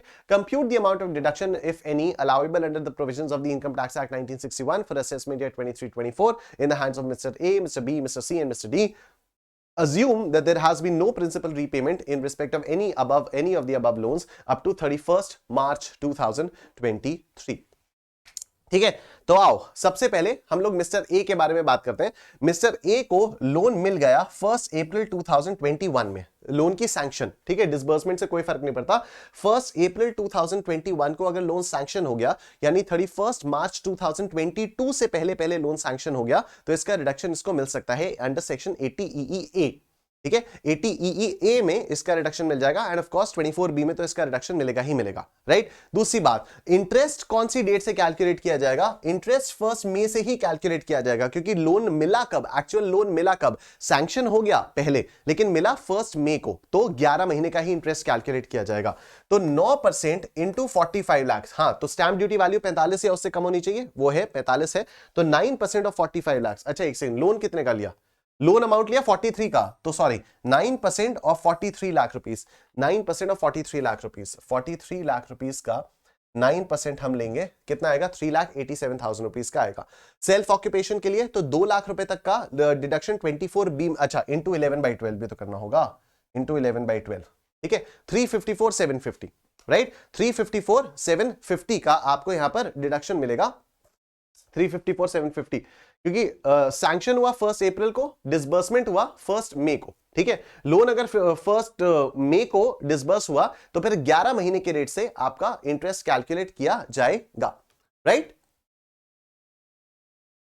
Right. तो अभी इसमें क्या हुआ कि 1 अप्रैल 2021 को loan sanction हुआ, लेकिन लोन मिला कब? लोन मिला 1 मई 2021 को, तो 11 महीने का ही इंटरेस्ट हम लोगों को कैलकुलेट करना होगा। पर इसमें एक छोटा सा पॉइंट है जो हम लोग मिस कर रहे हैं, जो आप लोगों ने, कई सारे लोगों ने पकड़ लिया होगा, वो ये रहा कि सर ये तो 2021 में हो गया था ना। अगर हम 2022-23 के बारे में बात करें तो 2022-23 में तो पूरे 12 महीने के लिए लोन था, और अगर पूरे 12 महीने के लिए लोन था तो इस पे आपको पूरे 12 महीने का ही इंटरेस्ट कैलकुलेट करना होगा।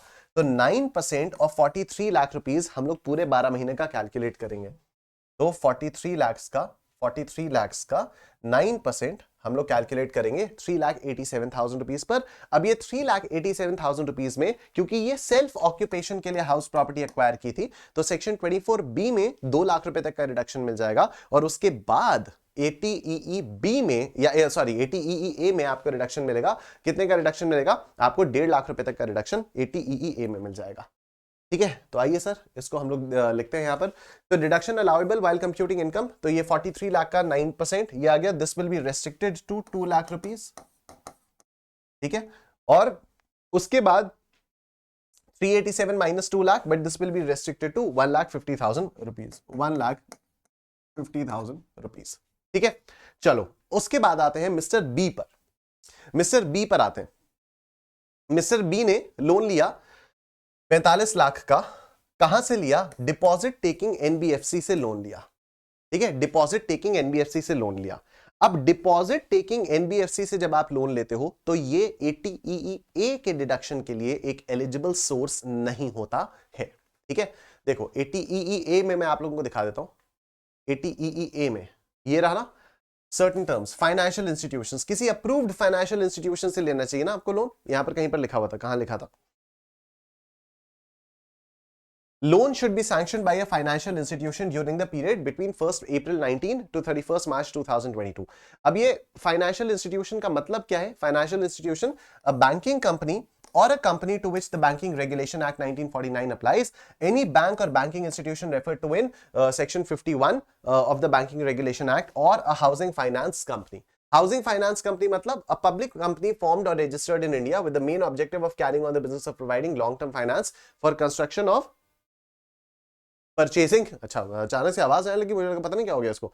Purchase of houses in India for residential purposes. ठीक है, तो अभी यहां पर कहीं पर भी एनबीएफसी मेंशन नहीं है। तो अगर एनबीएफसी से लोन लिया गया तो वहां पर ये वाला जो एनबीएफसी से लोन दिया गया उसको जब आप इंटरेस्ट पे करो तो that is not eligible for deduction under section 80EE। ठीक है, उस पर 80EE का डिडक्शन आपको नहीं मिलेगा। ठीक, दूसरी चीज 80EE का रिडक्शन क्यों नहीं मिलेगा? दूसरी चीज 80EE का रिडक्शन इसलिए नहीं मिलेगा क्योंकि stamp duty value of the house property is 48 lakh rupees, जो कि 45 लाख रुपीस को एक्सीड कर रही है। ठीक है, तो ये 9% आप लोगे किस पर? 45 लाख रुपीस पर लोगे, 9% ऑफ 45 लाख रुपीस। लेकिन इसका डिडक्शन आपको सिर्फ इंटरेस्ट अंडर सेक्शन 24B में मिलेगा और वहां पर 2 लाख रुपए तक का आपको रिडक्शन मिल जाएगा। तो 45 लाख रुपीस, 45 लाख रुपीस में 9%, 4,05,000, and this 4,05,000 रुपए will be restricted to 2 lakh rupees. This 4,05,000 रुपए will be restricted to 2 lakh rupees. और 80EE का डिडक्शन परमिसिबल नहीं है because loan is taken from an NBFC, stamp duty value exceeds 45 lakh rupees. Deduction under section 80EE would not be permissible due to either of the violation listed above. ठीक है, आइए mister सी के बारे में हम लोग बात करते हैं। मिस्टर सी ने लोन लिया इलेक्ट्रिक व्हीकल को परचेज करने के लिए। अब इलेक्ट्रिक व्हीकल को परचेज करने के लिए लोन लिया तो लोन आपका कब से कब तक होना चाहिए? 1 अप्रैल 19 से लेकर 31 मार्च 2023 से, है ना? 1 अप्रैल 19 से लेकर, 1 अप्रैल 19 था या 1 अप्रैल 19 ही था या 1 अप्रैल 20 था? 1 अप्रैल 19 था जहां तक है। ठीक है, हाँ, 1 अप्रैल 19 से 31 मार्च 2023 के बीच में आपको लोन लेना चाहिए, राइट? और यहां पर कितने का डिडक्शन मिलेगा? 1.5 लाख रुपए तक की मैक्सिमम लिमिट है। तो सी के केस में देखो, सी ने 20 लाख का रुपए का लोन लिया, डिपॉजिट टेकिंग एनबीएफसी, तो यहां पर इसमें कोई वायलेशन नहीं है। यहां पर 80EE में ये डिपॉजिट टेकिंग एनबीएफसी से कोई फर्क नहीं पड़ता, इसका रिडक्शन मिल जाएगा। 10% ऑफ 20 लाख रुपए का आपको रिडक्शन मिलेगा। 10% of 20 lakh is what? 2 lakh रुपए, but this will be restricted to 1,50,000 रुपए। This will be restricted to 1,50,000 रुपए। ठीक है, तो यहां पर अब आ जाएगा आपका 1,50,000 रुपए, 1,50,000। ठीक है, मिस्टर डी के केस में अगर हम लोग देखें तो मिस्टर डी ने 30th मार्च 2019 को इनका लोन सैंक्शन हो गया था। मतलब लोन वाज सैंक्शन बिफोर 1 अप्रैल 2019, और अगर बिफोर 1 अप्रैल 2019 लोन सैंक्शन हुआ था तो इंटरेस्ट ऑन लोन का कोई रिडक्शन 80EE में इसको नहीं मिलेगा, इसको नहीं मिलेगा, और यहां पर नील आ जाएगा। ठीक है, यहां पर आपका नील आ जाएगा। और अब हम लोग आ जाते हैं आज के आखिरी सेक्शन पर, और आज का जो आखिरी सेक्शन है वो है सेक्शन 80G। आज का जो आखिरी सेक्शन है वो है 80G। 80G का मतलब होता है डोनेशन। 80G का मतलब होता है डोनेशन। ठीक है, 80D का मतलब डोनेशन। अभी हमारे पास 1 घंटा 12 ही मिनट हुए, कुछ 20-20 मिनट के आसपास का टाइम हमारा बाकी है। देखते हैं ये वाला सेक्शन 20 मिनट में अगर हो गया तो बहुत अच्छी बात है, नहीं तो क्लास थोड़ी सी एक्सटेंड हो जाएगी। ठीक है, आइए देखते हैं। तो donation in respect, deduction in respect of donations to certain funds, charitable institutions etcetera. अगर आप किसी चैरिटेबल इंस्टीट्यूशन को डोनेशन देते हो तो फिर आपको उसका रिडक्शन मिल जाता है। डिडक्शन मिलता है अंडर सेक्शन 80G। याद करो, हम लोग पीजीबीपी के जब क्वेश्चंस करते थे तो उसमें प्रॉफिट एंड लॉस में जब भी डेबिट साइड में होता था donation to public charitable institution, तो हम उसको एड बैक करते थे क्योंकि वो खर्चा बिजनेस इनकम से अलाउड ही नहीं था। ठीक है, वो खर्चा बिजनेस इनकम से अलाउड नहीं था। लेकिन ये हो तो समाज सेवा रही है, हो तो ढंग का काम रहा है। तो सरकार कहती है कि ठीक है, ये वाला खर्चा ऐसा थोड़ी है कि जो आप नहीं करते तो बिजनेस ही नहीं चला पाते, तो इसका डिडक्शन हम आपको बिजनेस से के हेड के अंदर नहीं देंगे, because this is not a business related expenditure, but still आप क्योंकि समाज सेवा कर रहे हो तो हम आपको इसका डिडक्शन देंगे, लेकिन इसका डिडक्शन देंगे from gross total income under section 80G। ठीक है, तो आप देखो एलिजिबल एसएससी क्या हो गया, an SSC who pays any sum as donation to eligible funds or institutions is entitled to a deduction subject to certain limitations from the gross total income. Quantum of deduction, अब ये quantum of deduction कितने रुपए का आपको reduction मिलेगा, ये depend करेगा अलग अलग चीजों पर, और काफी सारी अलग अलग चीजें इसमें हैं, लेकिन आप बिल्कुल परेशान मत होइए, हम लोग यहां पर सब कुछ करेंगे कायदे से। ठीक है, देखो 4 कैटेगरीज में बांटा गया है, जो भी आप जहां पर भी डोनेशन देते हो तो रेसिपिएंट ऑफ डोनेशन को 4 कैटेगरीज में बांटा गया है, हर कैटेगरी में अलग अलग तरह से डिडक्शन का क्वांटम डिसाइड किया गया है, राइट। तो let's see, there are 4 categories of deductions. The following table gives the details of the institutions and funds to which donations can be made for the purpose of claiming deduction under section 80G, right? पहला क्या है, donation qualifying for 100% deduction without any qualifying limit, right. मतलब जितना भी पैसा आपने वो किया, जितना भी पैसा आपने डोनेट किया, उसका 100% आपको रिडक्शन मिल जाएगा और कोई क्वालिफाइंग लिमिट नहीं है। अब ये क्वालिफाइंग लिमिट क्या होती है, इसके बारे में अभी थोड़ी देर में बात करेंगे। ठीक है, तो अगर ये कितनी सारी लिस्ट है, अच्छी खासी लंबी लिस्ट है आपकी। ठीक है, ये आपके 24 डोनेशंस की या 24 इंस्टीट्यूशंस की लिस्ट है, जहां पर अगर आपने पैसा डोनेट किया तो आपको 100% डिडक्शन मिल जाएगा और कोई क्वालिफाइंग लिमिट इस पर नहीं लगेगी, कोई क्वालिफाइंग लिमिट इस पर नहीं लगेगी। ठीक है, अब क्या ये आपको 24 के 24 इंस्टीट्यूशंस रटने हैं? बिल्कुल भी रटने की जरूरत नहीं है, अभी आराम से सुनते रहो, मैं आपको बताता हूं। ठीक है, दूसरा, donation qualifying for 50% deduction without any qualifying limit. ठीक है, मतलब अगर मैंने 100 रुपए का डोनेशन किया तो 50 रुपए का ही मेरे को डिडक्शन मिलेगा और इसके ऊपर कोई क्वालिफाइंग लिमिट नहीं लगेगी। सर यही तो हो तो गई क्वालिफाइंग लिमिट, नहीं ये नहीं होती है क्वालिफाइंग लिमिट। क्वालिफाइंग लिमिट क्या होती है अभी हम बात करेंगे, राइट। तो ये कितने हैं, ये है एक तो Jawaharlal Nehru memorial fund, prime minister's drought relief fund, Indira Gandhi memorial trust, Rajiv Gandhi foundation. ठीक है, ये आप याद कर लो। कैसे याद करोगे, 50% डिडक्शन विदाउट क्वालिफाइंग लिमिट, तो चार है इसमें के अंदर, सिर्फ 4 है। ठीक है, 1 2 3 4, इनमें से 3 तो वो गांधी परिवार वाले, एक तो जवाहरलाल नेहरू, इंदिरा गांधी, राजीव गांधी, यही हो गया। देखो जवाहरलाल नेहरू, इंदिरा गांधी, राजीव गांधी, 3 चीजें तो यही हो गई। और सबसे पहला प्राइम मिनिस्टर इंडिया का कौन, जवाहरलाल नेहरू, तो यहां पर एक prime minister's drought relief fund भी आ गया।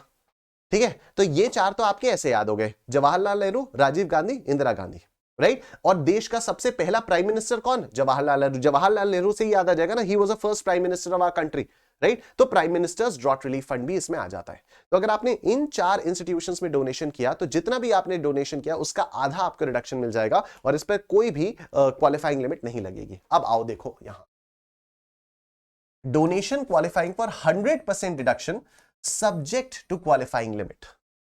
अगर आपने इन दोनों इंस्टीट्यूशंस में डोनेशन किया तो आपने जितना डोनेशन किया 100% का डिडक्शन आपको मिल तो जाएगा, लेकिन उसके ऊपर कुछ क्वालिफाइंग लिमिट लगेगी। अब ये क्वालिफाइंग लिमिट क्या है इसके बारे में हम लोग अभी थोड़ी देर में समझेंगे। कौन कौन से दो, government or to any approved local authority institution association for promotion of family planning.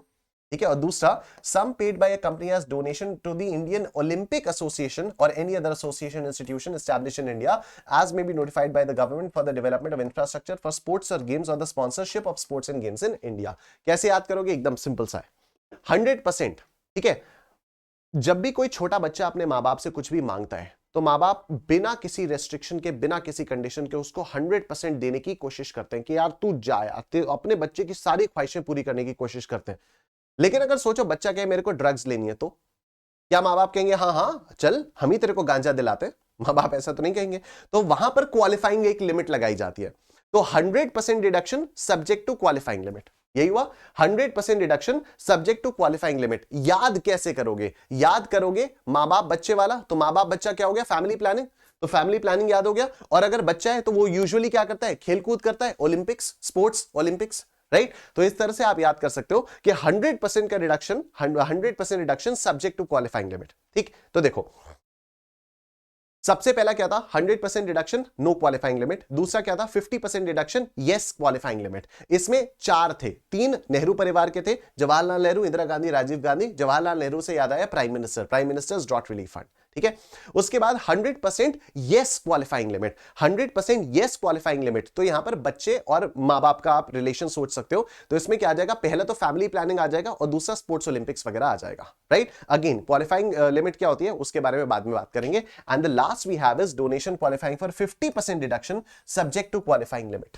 ठीक है, तो यहां पर 50% सब्जेक्ट टू क्वालिफाइंग लिमिट, ये चौथी कैटेगरी है। इसमें क्या क्या आते हैं, इसमें आपके पास 5 आते हैं, 1 2 3 4 5। कौन कौन से हैं, इंस्टीट्यूशन और fund established in India for charitable purposes fulfilling prescribed conditions. तो चैरिटेबल पर्पसेस के लिए अगर आपने इंस्टीट्यूशन खोल रखा है तो चैरिटेबल पब्लिक चैरिटेबल इंस्टीट्यूशन यहां पर आ गया, 50% subject to qualifying limit. Government or any other local authority for utilization of any charitable purpose other than the purpose of promoting family planning. Promotion of family planning तो वहां पर आ गया, लेकिन अगर government इसके अलावा कोई और चैरिटेबल एक्टिविटी कर रही है तो उसको आपने अगर किसी उस ऐसे इंस्टीट्यूशन को आपने डोनेशन दिया तो 50% subject to qualifying limit. An authority constituted in India by or under any other law enacted either for dealing with and satisfying the need for housing accommodation or for the purpose of planning development और ये जो भी है implementation। ठीक है, तो यहां पर क्या आ जाएगा, ये हाउसिंग अकोमोडेशन, तो घर वाले में भी 50% subject to qualifying limit. Any corporation established by central government or state government for promoting the interests of the members of minority community, तो माइनॉरिटी कम्युनिटी में भी 50% subject to qualifying limit. For renovation or repair of notified temple, mosque, gurdwara, church, other place of historic, archaeological or artistic importance or which is a place of public worship of renown throughout any state or states। तो मंदिर, मस्जिद, गुरुद्वारे के लिए अगर आप donation देते हो तो 50% सब्जेक्ट टू क्वालिफाइंग लिमिट का आपको रिडक्शन मिल जाता है, राइट। तो देखो यहां पर 5 कौन कौन से हुए, एक तो चैरिटेबल इंस्टीट्यूशन, ठीक, फिर दूसरा सरकार का charitable other than family planning, फिर तीसरा हो गया आपका घर वाला, तीसरा हो गया घर वाला, चौथा आपका क्या हो गया, चौथा आपका हो गया माइनॉरिटी वाला, माइनॉरिटी कम्युनिटी। तो इसको आप ऐसे लिंक कर सकते हो कि घर बनवाया सरकार ने, किसके लिए सरकार ने घर बनवाया, माइनॉरिटी कम्युनिटी के लिए। ठीक है, एक चैरिटेबल इंस्टीट्यूशन था, उससे देखकर सरकार प्रभावित हुई, सरकार ने कहा हम भी चैरिटी करेंगे। सरकार से पूछा गया क्या चैरिटी करोगे, सरकार कहती है फैमिली प्लानिंग करेंगे। सरकार से कहा नहीं यार फैमिली प्लानिंग तो तुम ऑलरेडी कर चुके हो, कुछ और करो। सरकार ने कहा हम घर बनवाएंगे। आप सरकार से पूछा गया किसके लिए घर बनवाओगे, तो हम माइनॉरिटी के लिए घर बनवाएंगे। और क्या करोगे, और उन घरों में एक प्लेस ऑफ वर्शिप भी बनवाएंगे। ठीक है, मंदिर, मस्जिद, गुरुद्वारा, इस तरह से बस आप याद रख सकते हो, राइट। सबसे पहला 100% नो क्वालिफाइंग लिमिट, ठीक, उसमें 24 है, उनको याद करने की कोई जरूरत नहीं है, क्योंकि अगर कोई चीज इनमें नहीं आई तो ऑब्वियसली वो 100% विदाउट क्वालिफाइंग लिमिट आ जाएगा। ठीक है, आप कम वाली चीज याद करो, जो भी बचा हुआ होगा वो ऑटोमेटिकली उधर चला जाएगा, राइट। तो 100% नो क्वालिफाइंग लिमिट उधर चला गया 24 इंस्टीट्यूशंस में। 50% नो क्वालिफाइंग लिमिट, इसमें 4 थे, 3 नेहरू परिवार वाले और एक prime minister's drought relief fund. उसके बाद 100% यस क्वालिफाइंग लिमिट, मां बाप और बच्चों वाला, तो फैमिली प्लानिंग और स्पोर्ट्स वाला।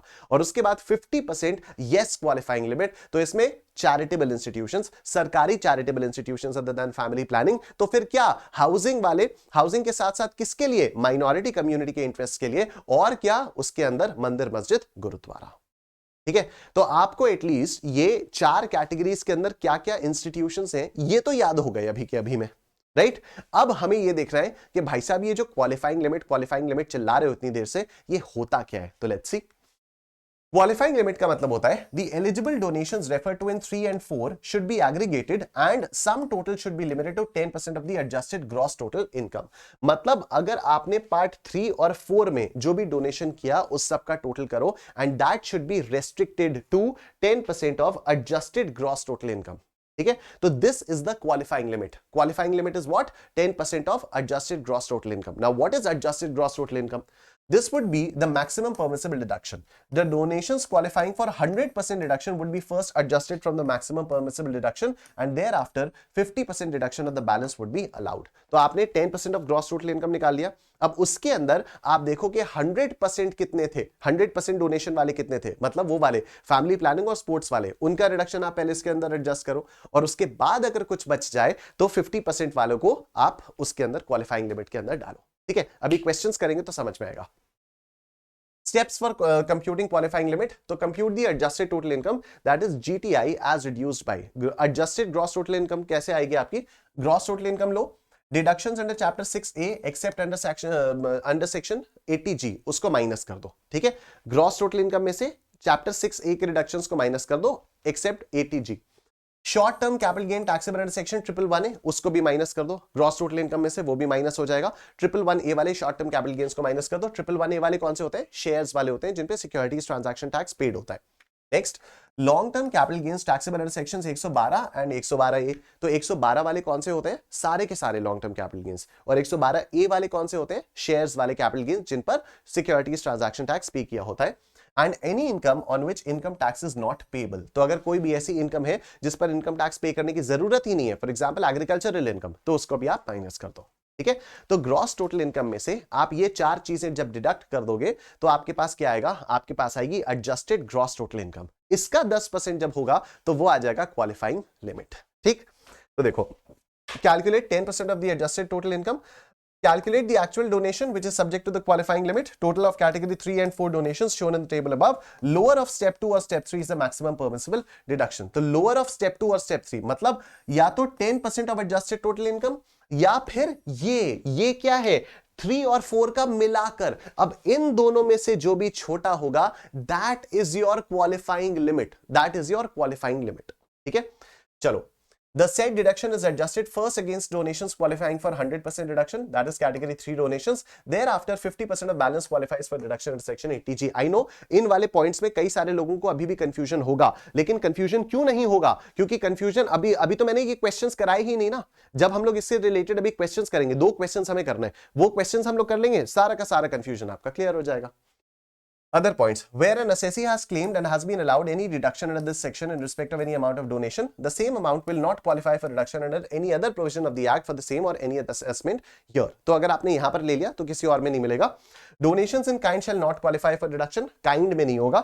No deduction shall be allowed in respect of donation of any sum exceeding 2,000 rupees unless such sum is paid by any other mode other than cash. तो जो भी आप donations पे कर रहे हो 2,000 से ज्यादा कैश में नहीं देने चाहिए, 2,000 तक कैश में दोगे चलेगा। Deduction under section 80G can be claimed whether it has any nexus with the business of the assessee or not. ठीक है, तो डोनेशन करते समय बिजनेस से कोई कनेक्शन हो चाहे ना हो, उससे कोई फर्क नहीं पड़ता। 80G में आपको इसका रिडक्शन मिल जाएगा।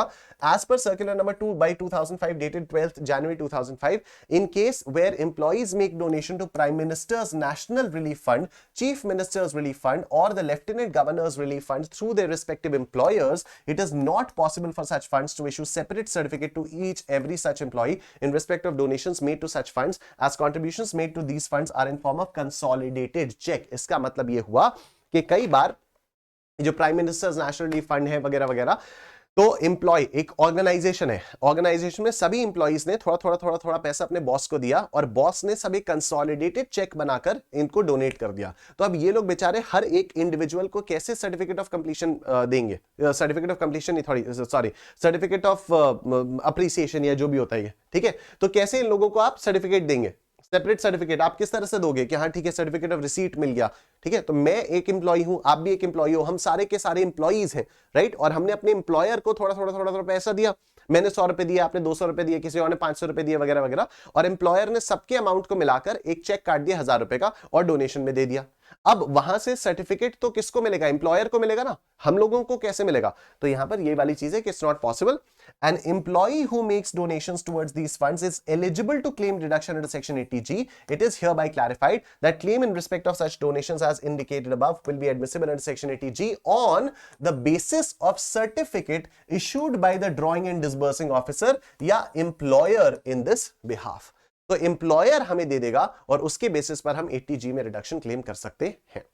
The claim of the assessee for reduction in respect of any donation made to any institution or fund referred to in point 2 under 4, donation qualifying for 50% reduction subject to qualifying limit in the return of income for any assessment year filed by him will be allowed on the basis of information relating to the said donation furnished by the institution or fund to the prescribed income tax authority or person authorized by such authority, subject to verification as per the risk management strategy formulation by the CBDT from time to time. इसका मतलब क्या हुआ कि जो 50% deduction था subject to qualifying limit, कौन कौन से 5 थे इसके अंदर, ठीक है। इसके अंदर 5 थे, पहले तो चैरिटेबल इंस्टीट्यूशन, फिर सरकार की चैरिटी अदर देन वो वाली अदर देन फैमिली प्लानिंग, ठीक है। तो अदर देन फैमिली प्लानिंग क्या? घर वाली, घर किसके लिए? माइनॉरिटी के लिए, और अंदर मंदिर मस्जिद गुरुद्वारा। इन 5 इंस्टीट्यूशंस में अगर आपने डोनेशन दिया जो कि 50% अलाउड है सब्जेक्ट टू क्वालिफाइंग लिमिट, इनका डिडक्शन आपको तभी मिलेगा जब इन इंस्टीट्यूशंस से भी आपके नाम पर सर्टिफिकेट वेरीफाई किया जाएगा और वो सारी डिटेल्स आपकी मैच करेंगे, तभी आपको इसका रिडक्शन मिल जाएगा। अब आओ, दो क्वेश्चंस हम लोगों को करने हैं और उसके बाद आज की क्लास का हम समापन घोषित कर देंगे। Mister Shiva aged 58 years. मैं पानी पी लेता हूं, आप लोग वो कर लो, कुछ तो कर लो, लाइक कर दो वीडियो।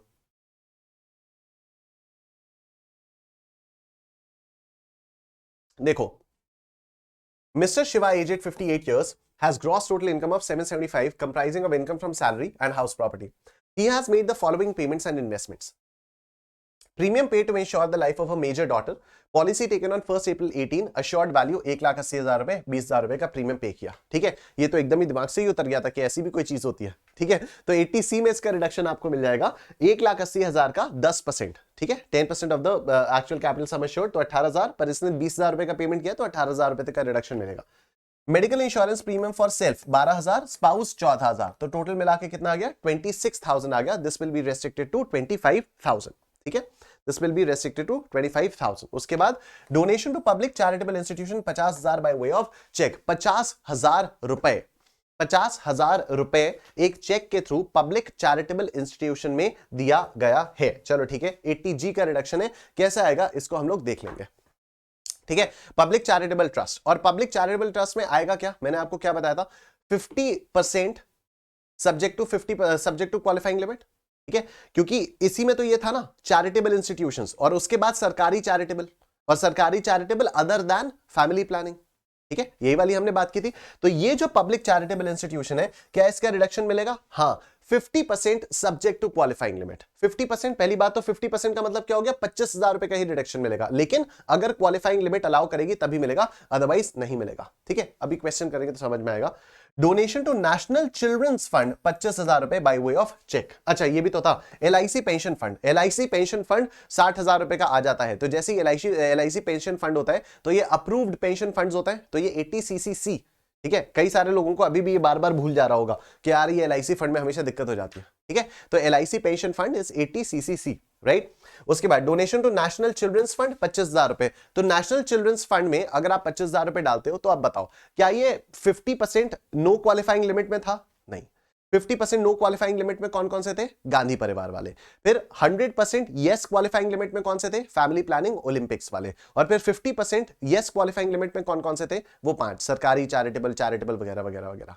तो इसके अलावा कुछ भी और अगर होगा तो 100% no qualifying limit, 100% no qualifying limit. तो इसने अगर 25,000 रुपए नेशनल चिल्ड्रंस फंड को डोनेशन दिया है तो 80G में उसका रिडक्शन पूरे 25,000 रुपए का मिल जाएगा। 100% नो क्वालिफाइंग लिमिट। ठीक है, इसलिए मैं आपसे कह रहा था कि वो 24 को याद करने की कोई जरूरत नहीं है, क्योंकि अगर आपको बाकी सारे याद है जो मैंने याद करवा दिए हैं आपको, और जो आपको याद हो चुके हैं, उसके अलावा अगर कहीं पर भी पेमेंट किया गया है तो मान लेना कि वो आपका 100% नो क्वालिफाइंग लिमिट वाला है। Donation to Jawaharlal Nehru memorial fund, ये आ गया आपका। जवाहरलाल नेहरू मेमोरियल फंड में क्या था? 50% नो क्वालिफाइंग लिमिट। ठीक है, 50% नो क्वालिफाइंग लिमिट। तो 25,000 रुपए अगर आपने चेक से जमा किया है तो आपको इसका डिडक्शन कितना मिलेगा? 12,500 का डिडक्शन मिल जाएगा। इसमें कोई क्वालिफाइंग लिमिट नहीं आएगी। Donation to approved institution for promotion of family planning 40,000 रुपए by way of cheque. Family planning वाला किसमें आता है? 100% yes qualifying limit, 100% yes qualifying limit में। तो 40,000 रुपए का रिडक्शन अलाउड है, लेकिन सब्जेक्ट टू क्वालिफाइंग लिमिट। अब क्वालिफाइंग लिमिट में क्या क्या आएगा वो देखेंगे। डिपॉजिट इन PPF, हाँ मेरे भाई, PPF वाला डिपॉजिट 80C तुझे भी हम लोग कंसिडर करेंगे। ठीक है, PPF निकल के आ जाते, मैं भी हूं यहां पर, मुझे भूल मत जाना। ठीक है, चलो आ जाओ। Compute the total income of mister Shiva. तो total income of mister Shiva हम लोग देखते हैं। तो सबसे पहले एक एक करके चलेंगे, हम सीक्वेंशियली चलेंगे एकदम। तो मिस्टर शिवा की जो ग्रॉस टोटल इनकम है 7,75,000 रुपए की है। ठीक है, 7,75,000 रुपए की इनकी ग्रॉस टोटल इनकम तो यहां पर आ ही गई है। अब डिडक्शन अंडर चैप्टर 6 से, तो सबसे पहले 80C देखते हैं, लाइफ इंश्योरेंस। अच्छा, 80C में premium to insure life of major daughter 18,000 रुपए का, तो ये रिडक्शन मिलेगा। ठीक, 18,000 रुपए का यहां पर डिडक्शन मिल जाएगा। ठीक, उसके बाद मेडिकल इंश्योरेंस 80D है, donation LIC pension fund 80CCC है, ये भी डोनेशन 80G, बस एक ही 1 लाख रुपए का 80C। तो 80C में यहां पर भी आ गया आपका 1 लाख रुपए का, 1 लाख रुपए का 80C। ठीक, तो ये हो गया 1,18,000 रुपए। ठीक है, तो हमारा ये हो गया, हमारा ये हो गया। ठीक है, उसके बाद LIC फंड 60,000, 80CCC 60,000, ये आ गया 60,000। ठीक है, 80CCD कुछ नहीं था, तो ये हो गया 1,78,000 और ATCCD 1 मिलाकर has to be restricted to 1,50,000 rupees. तो 1,50,000 रुपीज का इसका रेस्ट्रिक्शन हो जाता है। ठीक है, उसके बाद medical insurance premium paid for self 12,000, spouse 14,000, तो ये आपका 26,000 रुपए का पेमेंट हुआ। ठीक है, ये आपका 26,000 रुपए का पेमेंट हुआ, but this will be restricted to 25,000 रुपए। This will be restricted to 25,000 रुपए। ठीक है, तो now this is also done. Now अब ये LIC pension fund is also done and this is also done. अब हमें करना है यहां पर बाकी सारी चीजें। तो ये आपको मिलेगा 100% नो क्वालिफाइंग लिमिट। ये नेशनल चिल्ड्रंस फंड आप नेशनल चिल्ड्रन सॉरी ये वाली चीज है चैरिटेबल इंस्टीट्यूशन है ना। हाँ, चैरिटेबल इंस्टीट्यूशन में आपको क्या मिलेगा? चैरिटेबल इंस्टीट्यूशन में आपको मिलेगा 50% yes qualifying limit, 50% yes qualifying limit. National children's fund में 100% नो क्वालिफाइंग लिमिट।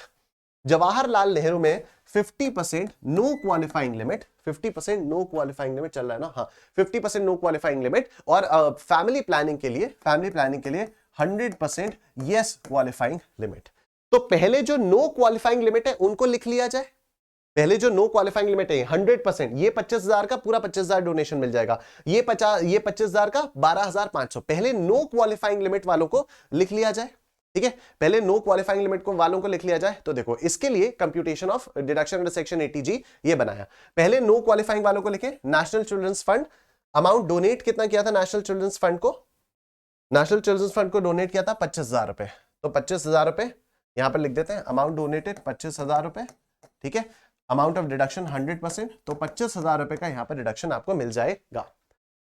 उसके बाद जवाहरलाल नेहरू मेमोरियल फंड 50%, तो 25,000 रुपए, 25,000 रुपए डोनेट किया था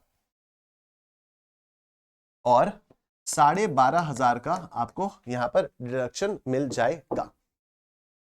ठीक है, यहां पर आपको डिडक्शन मिल जाएगा।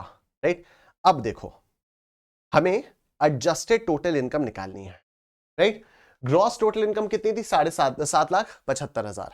राइट, इसमें से सारे डिडक्शंस माइनस करो एक्सेप्ट 80G। तो सारे डिडक्शंस अगर इसमें से हम माइनस करें तो 775 माइनस 18,000 माइनस 775 में से हम माइनस करेंगे 1.5 लाख और 25,000, 1.5 लाख और 25,000। तो एडजस्टेड टोटल इनकम आई मेरी 6 लाख रुपए। इसका 10% यानी 60,000 rupees. 60,000 rupees is your qualifying limit. ठीक है, 60,000 rupees is your qualifying limit. Right, 60,000 rupees is your qualifying limit. अब आ जाओ इधर, देखो अब क्या होगा। सबसे पहले क्वालिफाइंग लिमिट वाला कौन सा था? सबसे पहले क्वालिफाइंग लिमिट वाला ये 100% सब्जेक्ट टू क्वालिफाइंग लिमिट 40,000 रुपए। क्या ये 60,000 के अंदर है? हां, ये 60,000 के अंदर है। ठीक है, ये 60,000 के अंदर है, तो इसका डिडक्शन हमें मिल जाएगा। 60,000 का डिडक्शन हम लोगों को मिल जाएगा। ठीक है, 60,000 का रिडक्शन हम लोगों को मिल जाएगा। राइट, इसमें तो कोई दिक्कत वाली बात ही नहीं है। ठीक है ना। तो सबसे पहले हम क्या देखेंगे? 100% reduction subject to qualifying limit. हमारी क्वालिफाइंग लिमिट आई है 60,000 रुपीज की। यहां पर 40,000 का रिडक्शन है। 40,000 का 100% subject to qualifying limit is less than the qualifying limit, तो पूरे 40,000 रुपए का यहां पर रिडक्शन आपको मिल जाएगा। तो पब्लिक चैरिटेबल ट्रस्ट में approved institution for promotion of family planning में 40,000 रुपए का इन्वेस्टमेंट किया, डोनेशन किया, और इस पूरे के पूरे 40,000 रुपए का आपको डिडक्शन मिल जाएगा। पूरे 40,000 रुपए का रिडक्शन आपको मिल जाएगा। और अब हमारे पास बस एक बचता है, ये जवाहरलाल नेहरू मेमोरियल फंड 25,000 रुपए बाय वे ऑफ चेक 50%, अच्छा सॉरी इसका पब्लिक चैरिटेबल इंस्टीट्यूशन 50,000 रुपए by way of cheque 50% subject to qualifying limit. तो डोनेट कितना किया? डोनेट किया 50,000 रुपए। अभी सुनते रहना मेरी बात बहुत ध्यान से। डोनेट किया 50,000 रुपए। ठीक, अब देखो क्वालिफाइंग लिमिट 60,000 की थी। 60,000 में से ये 40,000 चला गया। अब क्वालिफाइंग लिमिट बची कितनी? 20,000 रुपए। हमारे मन में क्या आता है, अभी तक क्या आ रहा है? तो ठीक है सर, 50,000 का 50% ले लो, यानी 25,000। अभी भी क्वालिफाइंग लिमिट 20,000 की बची हुई है, तो यहां पर 20,000 का रिडक्शन दे दो। आप सबके मन में ये आ रहा होगा, ठीक है, आप सबके मन में यह आ रहा होगा कि सर 50,000 का डोनेशन है, इसका कितना डिडक्शन मिलेगा? 50% सब्जेक्ट टू क्वालिफाइंग लिमिट। ठीक, क्वालिफाइंग लिमिट 60,000 की है। पहला एडजस्टमेंट क्वालिफाइंग लिमिट के अगेंस्ट हमें 100% सब्जेक्ट टू क्वालिफाइंग लिमिट वालों का करना होता है, वो हमने कर दिया। 40,000 का था, 100% सब्जेक्ट टू क्वालिफाइंग लिमिट 60 की थी, ये 40 का था, पूरे 40 का रिडक्शन इसमें मिल गया। अभी क्वालिफाइंग लिमिट 20,000 रुपए की बची हुई है। ठीक, अभी 20,000 रुपए की बची है, इसका 50% का रिडक्शन मिलना है, तो मतलब 25,000 का रिडक्शन मिलना है। 25,000 सब्जेक्ट टू क्वालिफाइंग लिमिट, तो 25,000 या 20,000 विचएवर इज लोअर, तो 20,000 का रिडक्शन दे दो यहां पर। ये आपके मन में आ रहा होगा, पर ये गलत है। ये गलत इसलिए है क्योंकि इसकी कैलकुलेशन इस तरह से होती है कि आप 50,000 या 20,000 विचएवर इज लोअर लोगे और फिर जो एलिजिबल होगा उसका 50% करोगे। ठीक है, उसका 50% करोगे। मतलब क्वालिफाइंग लिमिट 60 की थी, 60 में से 40 गया, बचा 20। नाउ यू सी 20 और 50 विच एवर इज लोअर, तो 20 इज लोअर, तो 20 का 50% will be allowed as deduction.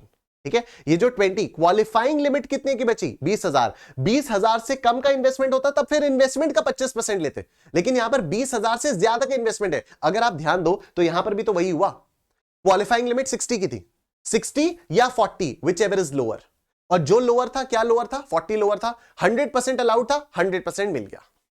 ठीक, समझना बात को ध्यान से, या तो क्वालिफाइंग लिमिट या तो investment which ever ever is, right? तो लोअर क्या आया? 40,000 आया। अब आ गया, ठीक, 40,000 का रिडक्शन मिलना है, 100% मिलना है या 50% मिलना है? 100% मिलना है, चलो दे दो भाई। ठीक है, अब इधर देखो, क्वालिफाइंग लिमिट बची कितने की? 20,000, तो 20,000 या amount donated which ever ever lower, lower कितना है? 20,000। डिडक्शन कितने का मिलना है? 100% या 50%? 50%। तो 20,000 का 50% आपको रिडक्शन मिलेगा और यहां पर 10,000 का ही आप डिडक्शन ले पाओ। ठीक है, ये चीज है। तो 25,000 plus 12,500 plus 40,000 plus 10,000, this is 87,500। 87,500 ये आपका निकल कर आ जाता है। तो 87,500 आपका ये आ गया, और अब आप ले सकते हो 6 लाख में से इसको माइनस करना है बस। 6 लाख माइनस दिस, ये आ गया 5,12,500। 5,12,500, this is your answer. I am sure सबको समझ में आ गया। बोलो स्टेट फॉरएवर, बोलो स्टेट फॉरएवर, स्टेट फॉरएवर, बोलो स्टेट फॉरएवर। कितना टाइम हो गया? 1 घंटा 40 मिनट हो गया, कोई बात नहीं, बस एक लास्ट क्वेश्चन बचा है आज के लिए, उसके बाद खत्म करते हैं इसको। This is last question. Mister Rajmohan whose gross total income was 6,40,000 rupees for the financial year 22-23 furnishes you the following information। तो gross total income 640, stamp duty paid on acquisition of residential house self occupied 50,000 रुपए। ठीक है, तो क्या इस stamp duty का आपको reduction मिलेगा? 80। इस किस में मिलेगा? किसमें स्टैम्प ड्यूटी का रिडक्शन आपको किसमें मिलेगा? स्टैम्प ड्यूटी का रिडक्शन आपको 80C में मिल जाएगा। 80C में मिलता था ना, principal repayment of housing loan, उसके अंदर स्टैम्प ड्यूटी पेड का भी रिडक्शन आपको मिलता था। ठीक है, 80C परसों किया था हमने, उसमें बताया था मैंने कि आपने repayment of principal payment of housing loan अगर किया है तो उसमें including stamp duty, registration charges वगैरह थे। तो स्टैम्प ड्यूटी का अगर आपने पेमेंट किया है रेजिडेंशियल हाउस पर तो 50,000 का रिडक्शन आपको 80C में मिल जाएगा। 5 year post office time deposit 20,000 80C। ठीक, donation to a recognised charitable trust 25,000 which is eligible for reduction under section 80G at the applicable rate. Charitable trust में क्या होता है? चैरिटेबल ट्रस्ट होता है 100% 50% सब्जेक्ट टू क्वालिफाइंग लिमिट। ठीक है, 50% subject to qualifying limit. ठीक है, यही होता है। अच्छा, उसके बाद interest on loan taken for higher education of spouse paid during the year 10,000 रुपए। तो स्पाउस की एजुकेशन के लिए लोन लिया गया तो 80E में इसका रिडक्शन आपको मिल जाएगा। Compute total income of mister Rajmohan for the assessment year 23-24 assuming that he has not opted for section 115 BSc। कोई दिक्कत वाली बात नहीं है। आओ सबसे पहले देखते हैं 6,40,000 रुपए का आपका क्या है? Gross total income. ठीक है, तो 6,40,000 रुपए की आपकी ग्रॉस टोटल इनकम आ गई। अब इसके अंदर से आपको सीक्वेंशियली डिडक्शंस देने। 80C में क्या है? 80C में आपका पहले तो स्टैम्प ड्यूटी पेड है 50,000 की, तो 80C में आप स्टैम्प ड्यूटी पे कर दो 50,000 का स्टैम्प ड्यूटी पे, और उसके बाद 80C में ये भी है 5 साल का पोस्ट ऑफिस 20,000 रुपए, 5 साल का पोस्ट ऑफिस डिपॉजिट 20,000 रुपए, ये भी आपका 80C में आ जाता है। राइट, उसके बाद दिस इज डन। फिर रिकॉग्नाइज चैरिटेबल ट्रस्ट में तो 80G में रिडक्शन मिलेगा और हायर एजुकेशन के लिए 80E में रिडक्शन मिलेगा। पहले कौन सा आएगा? पहले 80E आएगा, तो पहले आप 80E को 10,000 रुपए का रिडक्शन आप यहां पर क्लेम करोगे। 10,000 रुपए का रिडक्शन आप यहां पर क्लेम करोगे। और उसके बाद donation to recognised charitable trust 25,000 रुपए में आपको कितना रिडक्शन मिलेगा, अब आपको ये देखना होगा। तो अगेन ये क्योंकि ये पब्लिक चैरिटेबल ट्रस्ट है तो इसमें कैसे मिलता है 50% सब्जेक्ट टू क्वालिफाइंग लिमिट। तो पहले क्वालिफाइंग लिमिट कैलकुलेट करते हैं। क्वालिफाइंग लिमिट कैसे आएगी, जो भी आपकी ग्रॉस टोटल इनकम है उसमें चैप्टर 6 के बाकी सारे डिडक्शंस आप माइनस कर दीजिए। तो फिर तो ये क्या आएगा 6,40,000 माइनस 50,000 माइनस 20,000 माइनस 10,000। ठीक है, ये कर दिया तो 5,60,000 रुपए आया। इसका 10% कितना होता है 56,000 रुपीज होता है। तो अमाउंट डोनेटेड या 56,000 which ever ever lower. Amount donated कितना है, अमाउंट डोनेटेड इज 25,000 रुपीज या 56,000 विच एवर इज लोअर। तो विच एवर इज लोअर में 25,000 आ गया। अब इस 25,000 का 50% आपको डिडक्शन मिल जाएगा 12,500। 12,500 का आपको यहां पर रिडक्शन मिल जाएगा। ठीक है, तो आई होप ये जो सब्जेक्ट टू क्वालिफाइंग लिमिट वाली चीज है ये सबको समझ में आ गई होगी, राइट। काफी ज्यादा प्रॉब्लम आती है इसमें स्टूडेंट्स को, तो आई होप आपको समझ में आ गई होगी। आपको देखना है अमाउंट डोनेटेड या qualifying limit which ever ever lower. पहले लोअर वाले अमाउंट पर आओ, उसके बाद देखो ये 100% है या 50% है।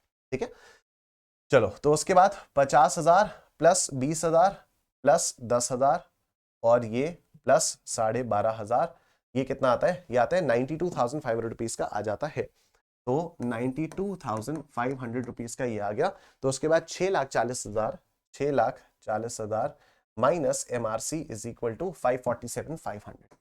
547,500 this will be your answer. I am sure सबको समझ में आ गया। बोलो निश्चित फॉरएवर, बोलो निश्चित फॉरएवर।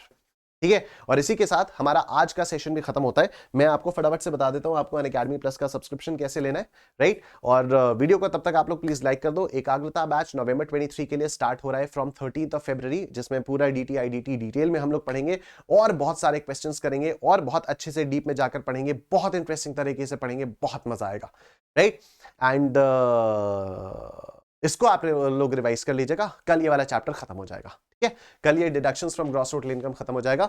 आओ अनअकैडमी की वेबसाइट पर आओगे, स्टार्ट लर्निंग पर क्लिक करोगे। स्टार्ट लर्निंग पर क्लिक करने के बाद आप यहां पर सीए पर क्लिक करोगे। उसके बाद आप यहां पर सीए इंटरमीडिएट पर क्लिक कर दोगे। सीए इंटरमीडिएट पर क्लिक करने के बाद आपके सामने ये वाला पेज खुलेगा। यहां आप सब्सक्रिप्शन प्लान पर क्लिक करिएगा। सब्सक्रिप्शन प्लान पर क्लिक करने के बाद आपके सामने ये आइकॉनिक प्लस और लाइट आ जाएगा। यहां आप गेट प्लस पर क्लिक कर दीजिएगा। गेट प्लस पर क्लिक करने के बाद आपके सामने वाला पेज खुल जाएगा। 10 फरवरी से प्राइसेस बढ़ रहे हैं, तो जितनी जल्दी आप लोग सब्सक्रिप्शन ले सकते हैं उतनी जल्दी आप लोग ले लीजिए। निश्चित कोड जब आप अप्लाई करोगे तो आपको मैक्सिमम पॉसिबल डिस्काउंट मिल जाएगा। Thank you so much everyone, take care, good night.